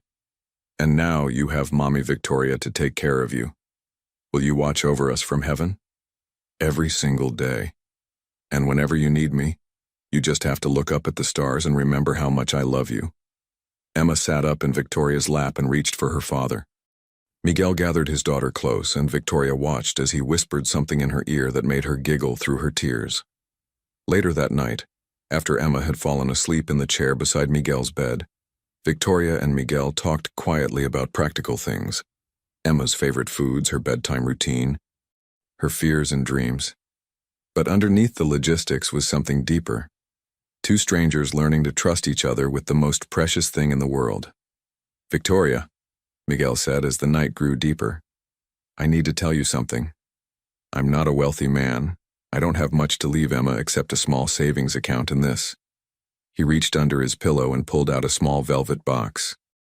Inside was a simple gold ring with a tiny diamond, clearly not expensive but polished with care.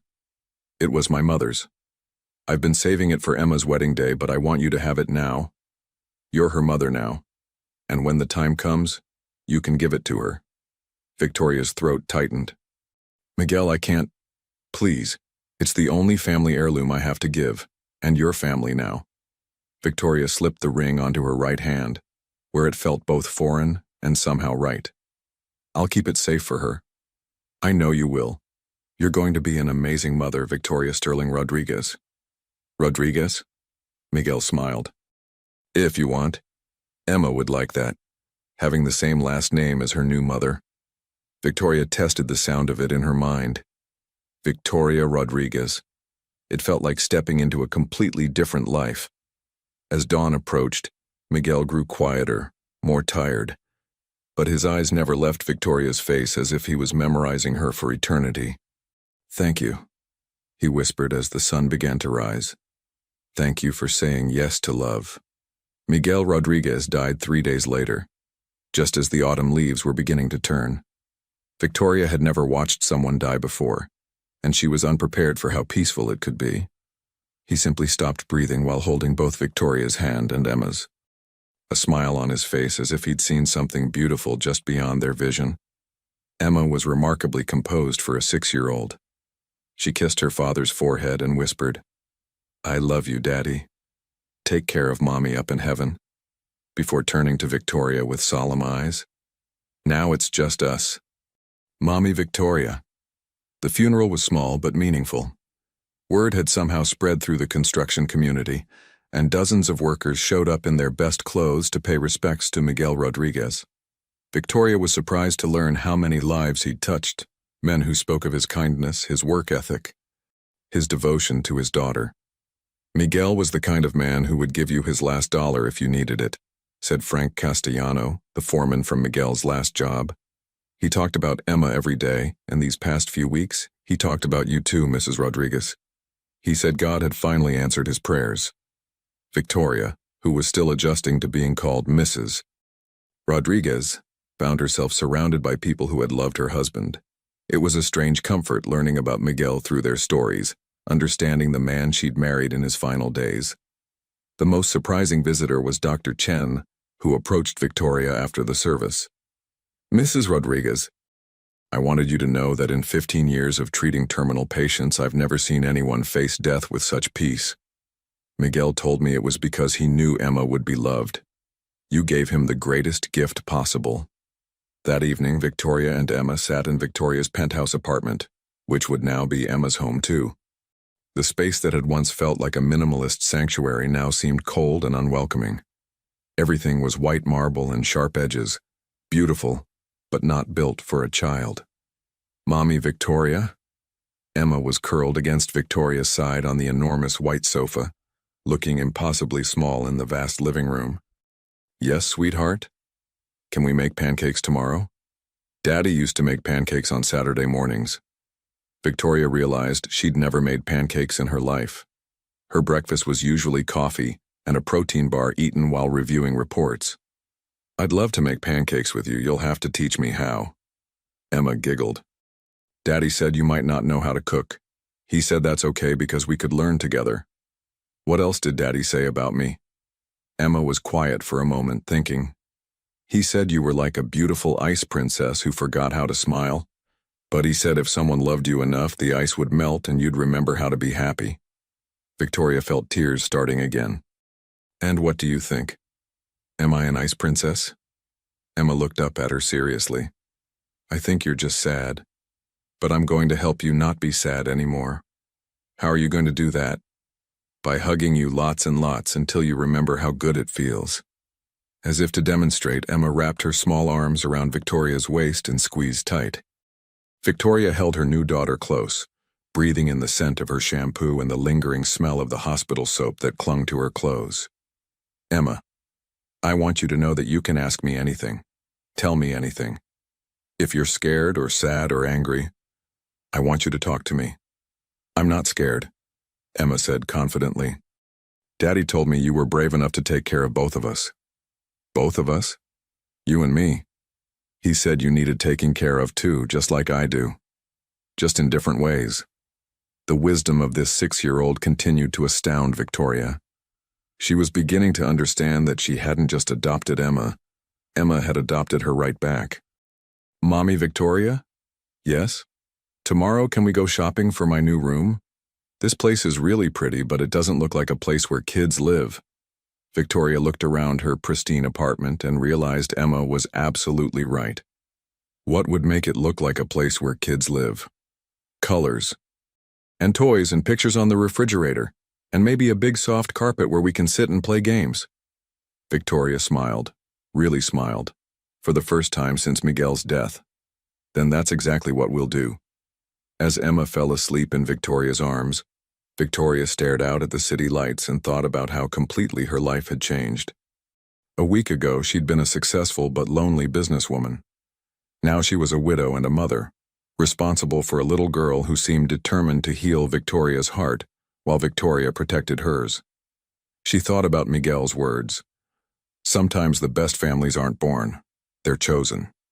Looking down at Emma's peaceful face, Victoria finally understood what he'd meant. This wasn't just about giving Emma a home. This was about both of them choosing to build something beautiful from the pieces of their broken worlds. Thank you, Miguel, she whispered into the darkness. Thank you for choosing us. Outside, the city hummed with 8 million separate lives. But inside the penthouse, Victoria Rodriguez held her daughter close and finally felt like she was home. 6 months later, Victoria's penthouse had transformed into something unrecognizable. Gone were the stark white walls and minimalist furniture. In their place were splashes of color, Emma's artwork covering the refrigerator, a rainbow-colored carpet in the living room, and toys scattered in organized chaos throughout the space. Victoria had also transformed. The Ice Queen of Wall Street now attended every parent-teacher conference, knew the names of all Emma's classmates, and had learned to make pancakes that were only slightly burnt. She'd even taken Fridays off to spend with Emma, something that would have been unthinkable before. But success in business hadn't prepared Victoria for the complexities of motherhood. Emma was thriving, but Victoria struggled with moments of doubt that struck without warning. "Mommy Victoria, why don't I look like you?" Emma asked one morning as Victoria braided her dark hair before school. Victoria's hand stilled. "What do you mean, sweetheart?" "Jenny at school says families are supposed to look alike. She says I can't really be your daughter because you're white and I'm brown." Victoria felt a surge of protective anger. "Emma, look at me." She turned Emma's chair so they faced each other. "You are my daughter in every way that matters. Family isn't about looking the same, it's about loving each other. But what if people ask questions? Then we'll tell them the truth. That Daddy chose me to be your mother because he loved us both." Victoria cupped Emma's face gently. "You are the best thing that ever happened to me. Emma Rodriguez, don't ever let anyone make you think differently." Emma smiled, but Victoria could see the confusion still lingering in her eyes. It was their first real confrontation with the outside world's perception of their unconventional family. That afternoon, Victoria was in her office when Margaret buzzed her. "Ms. Rodriguez, there's a woman here to see you. She says it's about Emma." Victoria's blood went cold. "Send her in." The woman who entered was in her 50s, professionally dressed, carrying a briefcase. "Mrs. Rodriguez, I'm Sandra Collins from Child Protective Services. I'd like to discuss your adoption of Emma Rodriguez." Victoria's heart hammered, but she kept her voice steady. "Please sit down. How can I help you? We've received some concerns about the circumstances of your marriage to Miguel Rodriguez and the subsequent adoption. The timeline was unusual." "Unusual how?" "You married a man you'd known for 3 days, Mrs. Rodriguez. He died within a week of the ceremony. Some people might question the legitimacy of such an arrangement." Victoria felt ice forming in her veins, not the protective ice of her former self, but the terrifying ice of potentially losing Emma. "Who raised these concerns?" "I'm not at liberty to say, but I need to ask you some questions about your relationship with Miguel and your preparedness to care for Emma." For the next hour, Victoria answered probing questions about her marriage, her motivations, her parenting experience. Sandra Collins took notes, her expression neutral but watchful. "Mrs. Rodriguez, I'll be frank with you. The speed of this adoption raises red flags. Wealthy individuals sometimes enter into arrangements that aren't in the child's best interest. Are you suggesting I bought Emma? I'm suggesting that grief can lead to impulsive decisions. Miguel Rodriguez was dying, perhaps he wasn't thinking clearly." Victoria stood abruptly. "Ms. Collins, Miguel Rodriguez was one of the most clear-thinking people I've ever met. He made a decision based on love for his daughter, and every day since then has proven he was right. Nevertheless, we need to ensure Emma's well-being. I'll be conducting a formal investigation, including interviews with Emma, her teachers, and your household staff." After Sandra Collins left, Victoria sat alone in her office, her hands shaking. She'd faced hostile takeovers, congressional hearings, and SEC investigations, but none of those compared to the terror of potentially losing Emma. She called Emma's school. "This is Victoria Rodriguez. I need to pick up Emma early today." "Is everything all right, Mrs. Rodriguez?" "Yes, just a family matter." But everything wasn't all right. As Victoria drove to the school, she realized that their happiness, so carefully built over the past 6 months, was about to be tested in ways she'd never imagined. When Emma climbed into the car chattering about her day, Victoria made a decision. She wouldn't tell Emma about the CPS investigation. Not yet. But she would fight for their family with everything she had. "Mommy Victoria, you look worried. Are you okay?" Victoria glanced in the rearview mirror at Emma's concerned face. "I'm fine, sweetheart, just thinking about how much I love you." "I love you too. Forever and ever, just like Daddy said." Victoria's throat tightened. "Emma, if anyone ever asks you questions about our family, about Daddy, or about me, I want you to tell them the truth. That we love each other. That we take care of each other. and that we're happy together. Okay, but why would anyone ask questions? Sometimes adults ask lots of questions when they meet families like ours. It doesn't mean anything's wrong. They just want to make sure everyone is happy and safe. Emma nodded sagely. Like when the doctor asks if anything hurts? Exactly like that. But as they drove home through the busy streets, Victoria couldn't shake the feeling that their perfect little world was about to face its biggest challenge yet. Someone was questioning their family, and she had no idea who or why.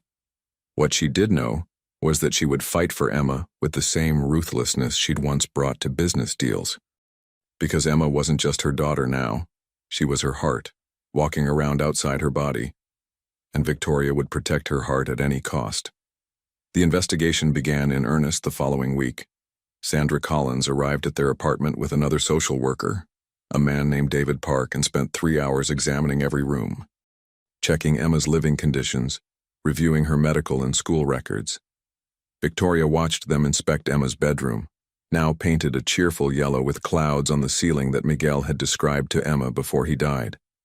They noted the educational toys, the bookshelf full of children's literature, the photos of Emma and Miguel that Victoria had framed and displayed prominently. "Mrs. Rodriguez," David Park said, "your financial resources are obviously substantial, but we're more interested in the emotional support you're providing. What would you like to know?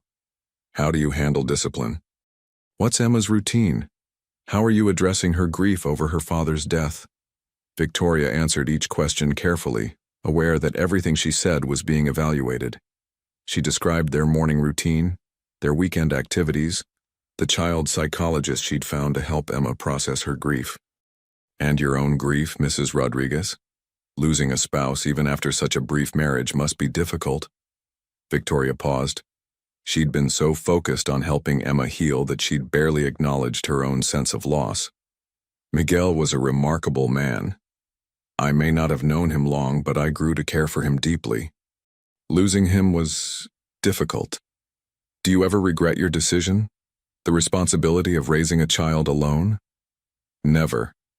Victoria's voice was firm. "Emma is the best part of my life." When they interviewed Emma separately, Victoria paced her office like a caged animal. Margaret brought her coffee, which went cold as Victoria stared out at the city and imagined all the ways this could go wrong. "Mrs. Rodriguez?" Sandra Collins appeared in her doorway. "We'd like to speak with you about what Emma told us." Victoria's heart stopped. "What did she say?" "She's very articulate for a 6-year-old. She told us about her father's death, about living with you, about her school. But she also said something interesting about why her father chose you." "What did she say?" "She said her father told her that God puts lonely people together so they can take care of each other. She said you were lonely before, but now you smile all the time." Victoria felt tears threatening. "Emma is a very wise little girl. She also said you cry sometimes when you think she's not looking, particularly when you're looking at photos of her father." Victoria sat down heavily. "I suppose I do. Mrs. Rodriguez, grief is normal. But we need to know that your emotional state isn't affecting your ability to care for Emma. It's not affecting my care for Emma. If anything, missing Miguel makes me more determined to honor his trust in me." David Park consulted his notes. "Emma also mentioned that you've been learning Spanish so you can teach her about her father's culture. That you've been taking her to the church Miguel attended. Emma shouldn't lose connection to her heritage. Miguel was proud of his culture, and I want Emma to be proud of it too."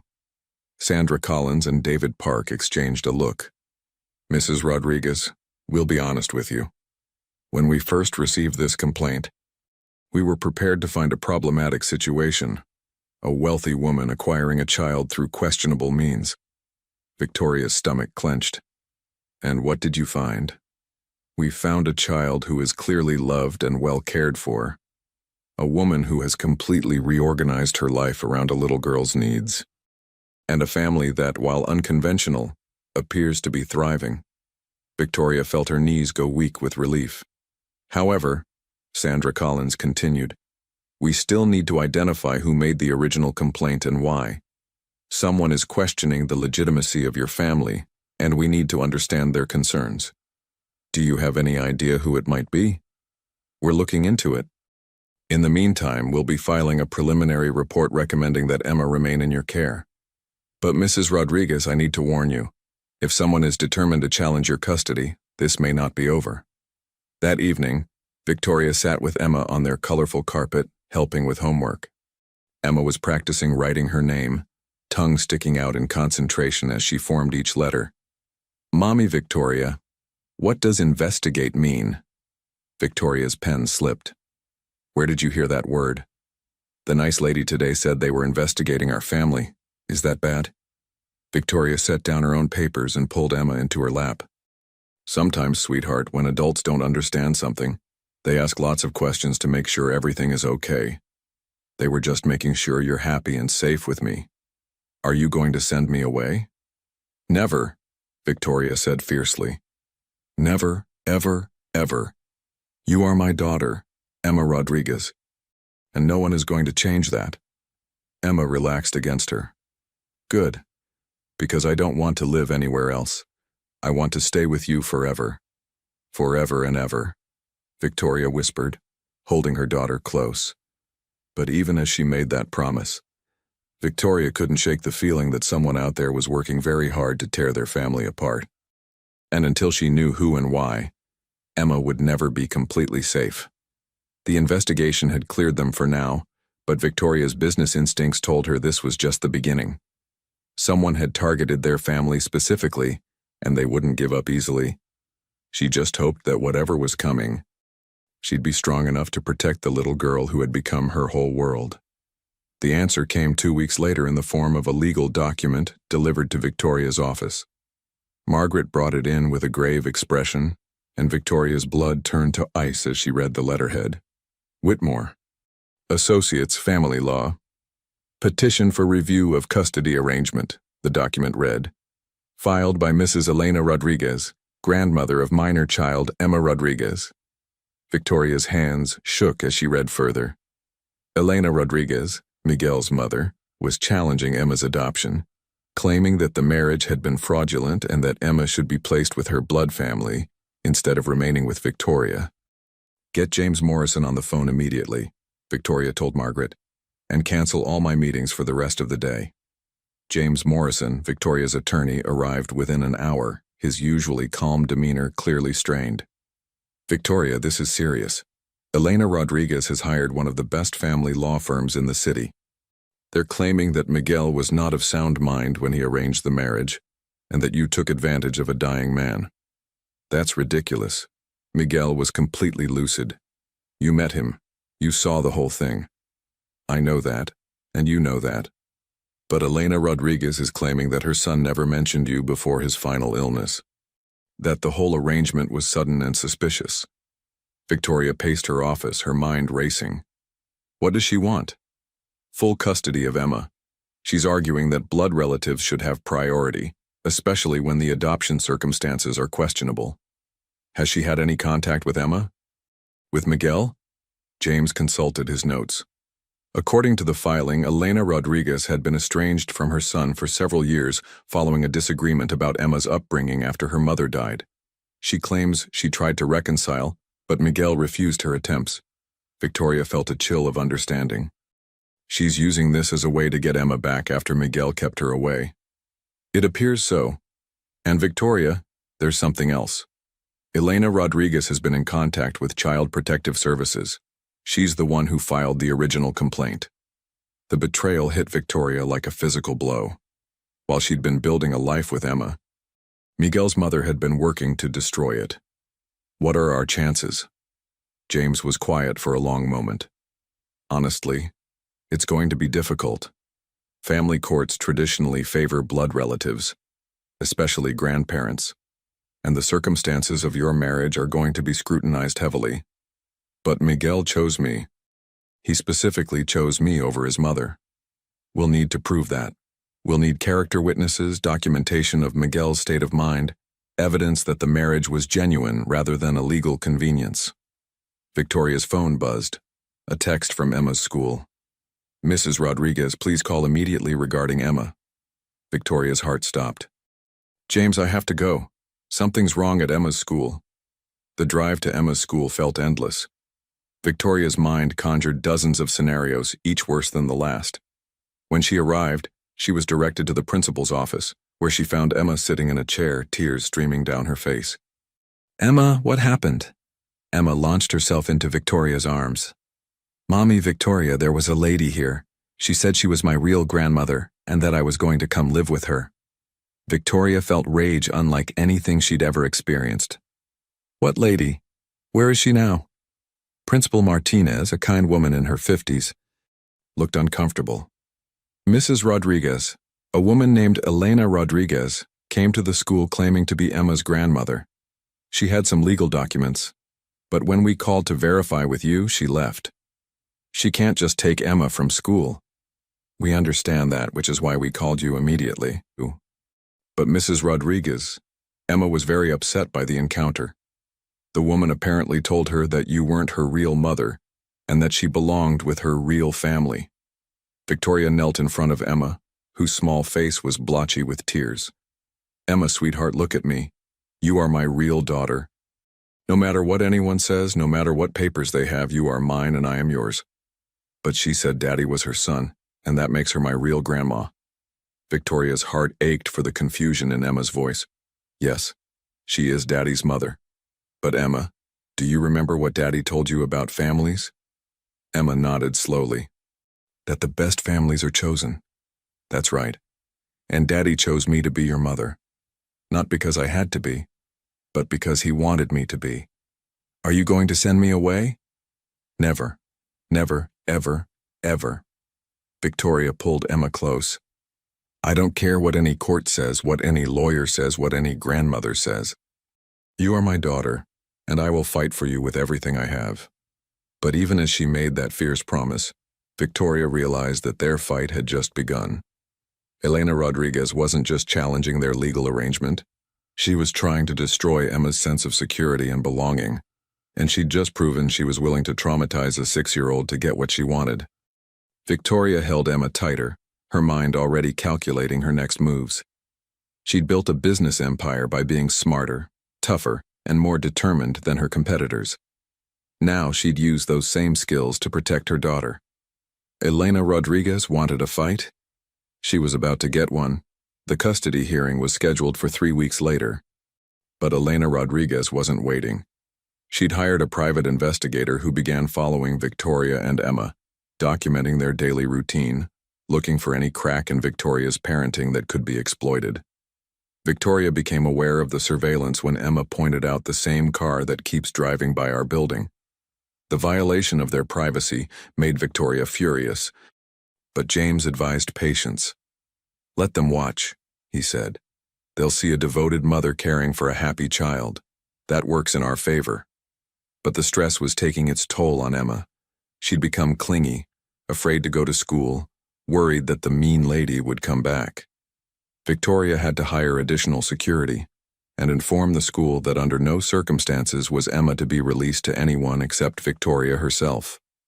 Mommy Victoria, Emma said one night as Victoria tucked her into bed, what if the judge says I have to go live with that lady? Victoria sat on the edge of Emma's bed, choosing her words carefully. Emma, do you remember when Daddy was in the hospital and he asked me to take care of you? Yes.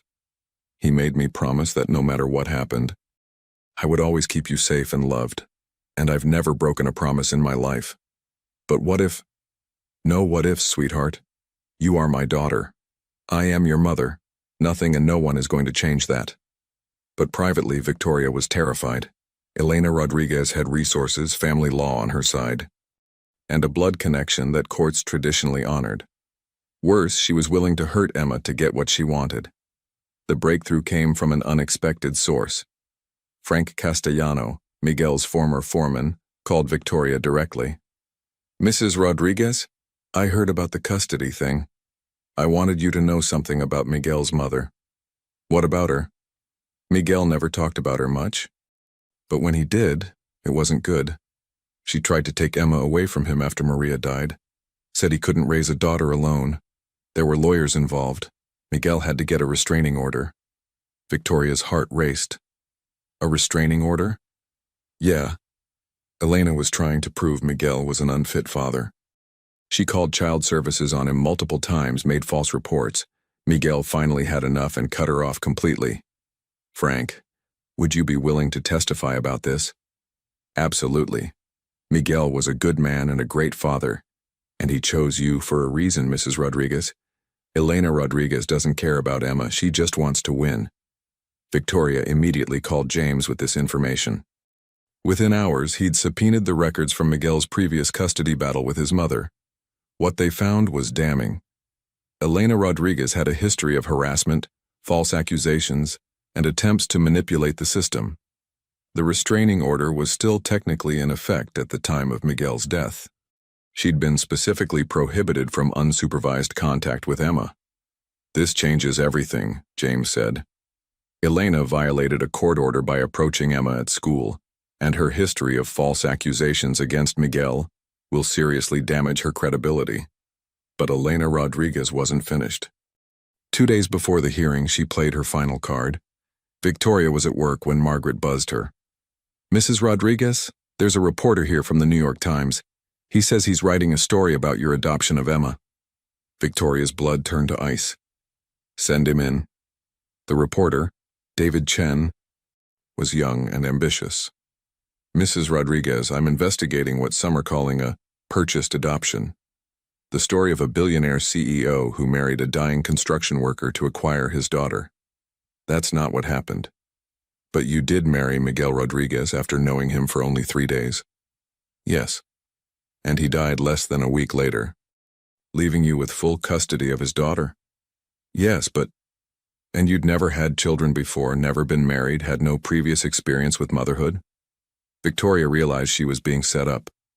Every answer, taken out of context, would make her look calculating and cold. Mr. Chen, I understand you have a story to write. But before you do, I'd like you to meet someone. Victoria pressed her intercom. Margaret, could you bring Emma up from the children's area? 5 minutes later, Emma appeared in the doorway, backpack slung over her shoulder, face lighting up when she saw Victoria. Mommy, Victoria, I finished all my homework. Emma ran to Victoria's chair and climbed into her lap with the unconscious ease of a child who felt completely secure in her mother's love. Emma, this is Mr. Chen, he's a writer. Emma smiled shyly. Like the people who write my books? Something like that, David Chen said, and Victoria could see him studying the obvious affection between them. Emma, could you tell Mr. Chen about our family? Well, Emma said seriously, my first daddy died. But before he went to heaven, he married Mommy Victoria so she could take care of me. And she does take care of me really good. She makes pancakes and braids my hair and reads me stories and hugs me when I'm sad. Emma paused, thinking. And I take care of her too because she was sad before, but now she's happy. Daddy said we needed each other. David Chen watched this exchange with growing discomfort. Whatever story he'd come to write, it clearly wasn't matching the reality in front of him. Emma, he said gently, are you happy living with Mommy Victoria? Super happy. We're a real family now, just like Daddy wanted. After Emma left to wait in Margaret's office, David Chen closed his notebook. Mrs. Rodriguez, I came here expecting to write a story about exploitation, but what I see is a mother and daughter who clearly love each other. Will you still write the story? I'll write a story, but not the one your mother-in-law was hoping for. The next morning, the New York Times ran a front-page story titled, When Love Transcends Law, An Unconventional Family's Fight for Survival. It painted Victoria as a woman who'd found unexpected purpose in motherhood, and Emma as a child, thriving in an environment of love and security. The article also detailed Elena Rodriguez's history of harassment and her violation of the restraining order by approaching Emma at school. But the most powerful part was the sidebar interview with Emma herself, whose 6-year-old wisdom cut through all the legal complexity. Families aren't about being the same. They're about loving each other. And me and Mommy Victoria love each other the most. The morning of the custody hearing, Victoria dressed carefully in a conservative navy suit. She'd been in countless courtrooms for business matters, but this felt different. This wasn't about money or contracts. This was about her daughter. As she walked into the courthouse with Emma's small hand in hers, Victoria thought about Miguel's final words. Thank you for saying yes to love. Today, she would find out if love was enough. The courtroom was smaller than Victoria had expected, but the weight of what would be decided there made it feel immense. Elena Rodriguez sat at the plaintiff's table with her legal team, 3 expensive lawyers in matching suits. She was a woman in her 60s, impeccably dressed with the kind of rigid posture that spoke of someone accustomed to getting her way. When Elena's eyes met Victoria's across the courtroom, Victoria saw no warmth, no grandmother's love for a lost granddaughter. She saw only cold determination to win at any cost. Judge Sarah Henderson was a woman in her 50s with kind eyes, but a reputation for fairness over sentiment. She'd heard thousands of custody cases, and Victoria knew she wouldn't be swayed by emotion alone. Your Honor, Elena's lead attorney, Marcus Whitmore, began his opening statement. This case is fundamentally about a child's right to be with her blood family. Elena Rodriguez is Emma's grandmother, her only living relative. She was denied the opportunity to care for her granddaughter due to a hasty marriage arrangement that exploited a dying man's desperation. Victoria watched Elena Rodriguez's face as her lawyer spoke. There was satisfaction there, a sense of righteous victory. It made Victoria's stomach turn. Miguel Rodriguez was not thinking clearly in his final days, Whitmore continued. Faced with terminal illness, he made an impulsive decision to marry a stranger rather than allowing his mother to care for his daughter. This court should not allow such a decision to stand when a loving grandmother is available to provide proper care. When it was James Morrison's turn, he stood slowly, his voice calm but carrying undeniable authority. Your Honor, this case is indeed about a child's welfare, but it's also about honoring the carefully considered decision of a loving father who knew exactly what he was doing when he chose Victoria Rodriguez to be his daughter's mother. James laid out their case methodically. Miguel's sound state of mind, the witnesses who could attest to his careful consideration, the restraining order against Elena Rodriguez, and most importantly, Emma's obvious happiness and security with Victoria. The plaintiff wants this court to believe that blood relation automatically equals superior parenting, James continued. But Miguel Rodriguez knew his mother. He knew her history of manipulation and false accusations. He made a conscious choice to protect his daughter from that environment. The first witness was Dr. Sarah Chen, who testified about Miguel's mental state during his final days. Miguel Rodriguez was completely lucid throughout his treatment, she testified. He spoke extensively about his daughter and his concerns for her future. His decision to marry Victoria Rodriguez was not made in delirium or desperation. It was the carefully planned action of a father who wanted to ensure his child's welfare. Elena Rodriguez's team countered with a psychiatrist who had never met Miguel, but testified that terminal patients often make irrational decisions based on fear and medication. Then Frank Castellano took the stand, his work clothes replaced by an ill-fitting suit, his weathered hands nervous as he spoke. Miguel was the best man I ever worked with, Frank testified, and he was terrified of his mother getting custody of Emma. He told me flat out that Elena Rodriguez had tried to take Emma away before, that she'd made his life hell after his wife died.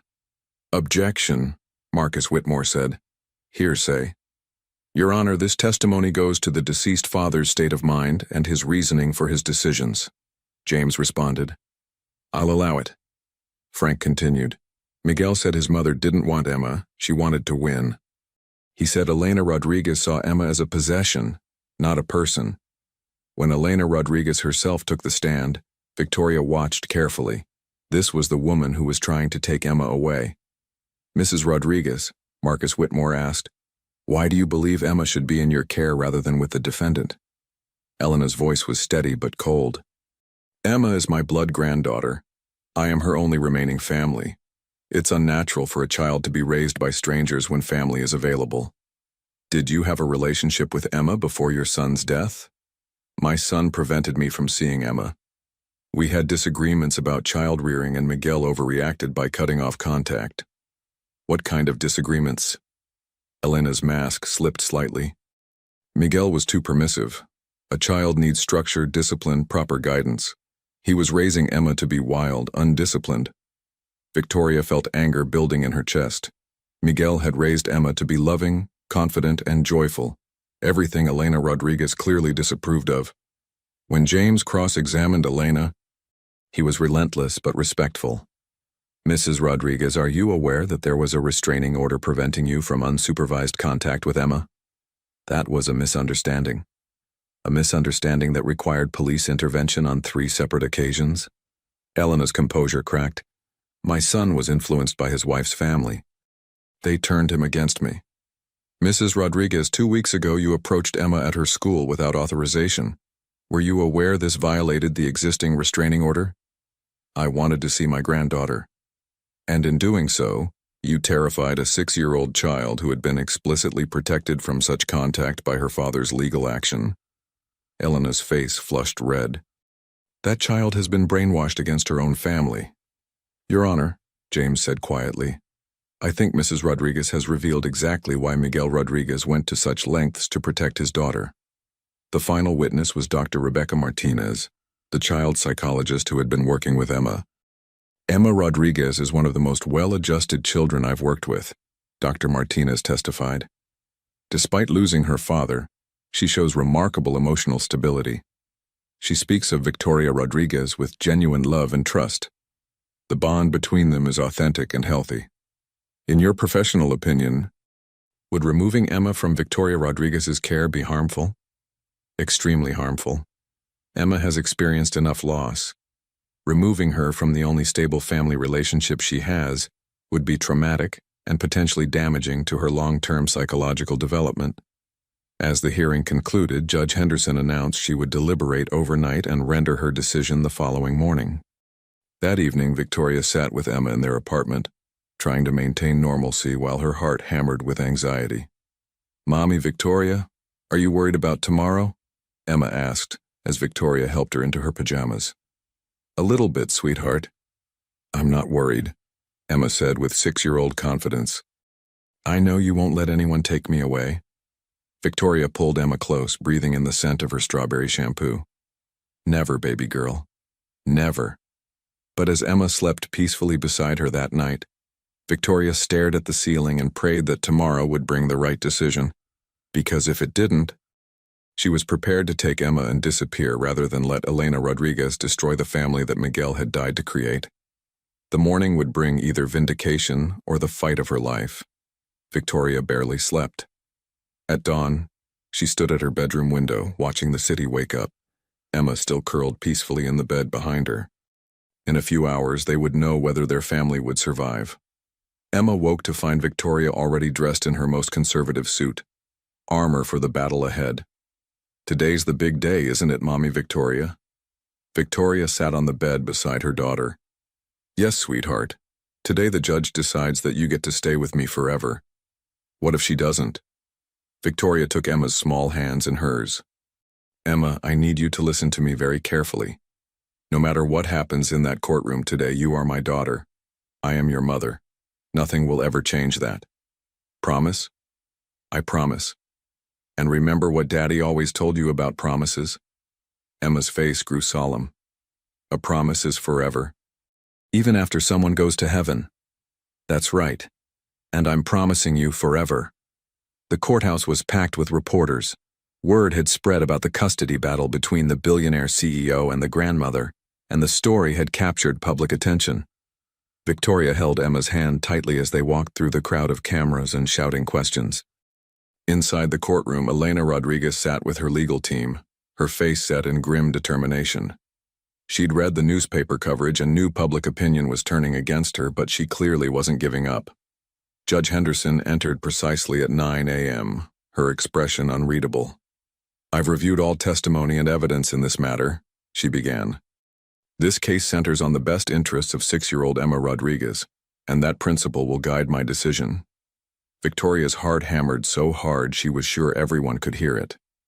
The law traditionally favors placement with blood relatives when possible. Mrs. Elena Rodriguez is indeed Emma's grandmother and has legal standing to seek custody. Victoria felt the world tilting.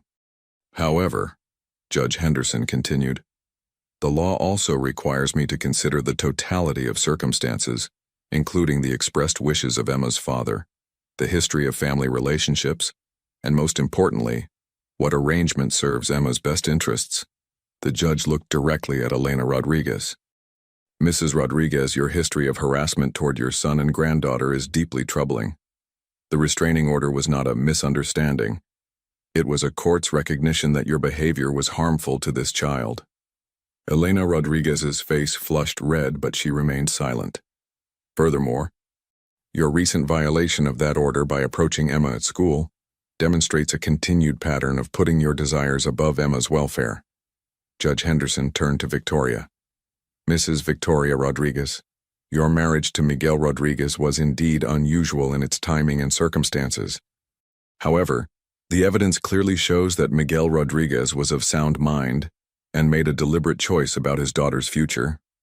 Victoria held her breath. Dr. Chen's testimony establishes that Miguel Rodriguez was fully capable of making rational decisions.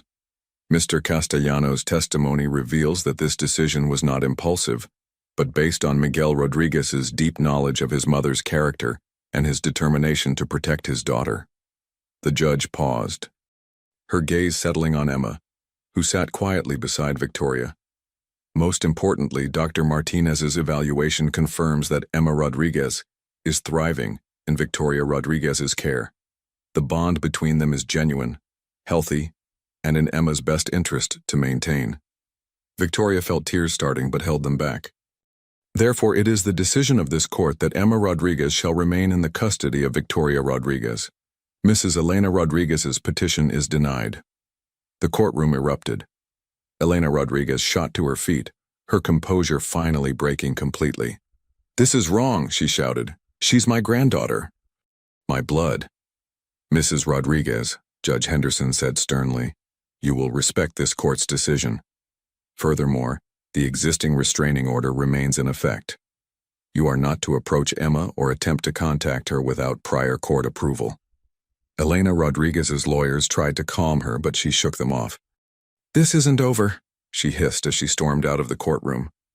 Victoria knelt beside Emma, who had watched the proceedings with wide eyes. "What does that mean, Mommy Victoria?" "It means you get to stay with me forever, sweetheart. Just like Daddy wanted." Emma threw her arms around Victoria's neck. "I knew you wouldn't let anyone take me away." Outside the courthouse, reporters surged forward, but Victoria had eyes only for Emma. They'd won. Their family had survived. That evening, as they sat together on their colorful carpet, Emma working on a drawing while Victoria read through the legal documents that officially confirmed their victory, Emma looked up suddenly. "Mommy Victoria?" "Yes, baby?" "I think Daddy's happy today." Victoria smiled, feeling a peace she'd never known before. "I think you're right, sweetheart." Emma went back to her drawing, then held it up proudly. It showed 3 stick figures under a bright yellow sun, a tall woman with long hair, a small girl with dark curls, and a man with angel wings floating above them. "That's our family," Emma explained. "You, me, and Daddy watching over us from heaven." Victoria felt tears of joy flowing freely now. "It's perfect, Emma. We're perfect." As Emma fell asleep in Victoria's arms that night, Victoria thought about the incredible journey that had brought them together.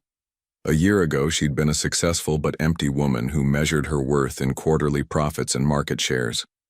Now she was a mother, a widow, a fighter who had learned that the most important victories couldn't be found in boardrooms or bank accounts. The most important victory was love. Messy, complicated, transformative love that had the power to create families where none had existed before. "Thank you, Miguel," she whispered into the darkness. "Thank you for choosing us." Outside their windows, the city hummed with 8 million separate lives. But inside their home, Victoria Rodriguez held her daughter close and knew that she had everything she'd never known she wanted. Emma stirred in her sleep, murmuring, "Love you, Mommy." "Love you too, baby girl," Victoria whispered back. "Forever and ever, just like Daddy promised." And in that moment, their unconventional family was complete, bound not by blood or law but by the unbreakable power of chosen love.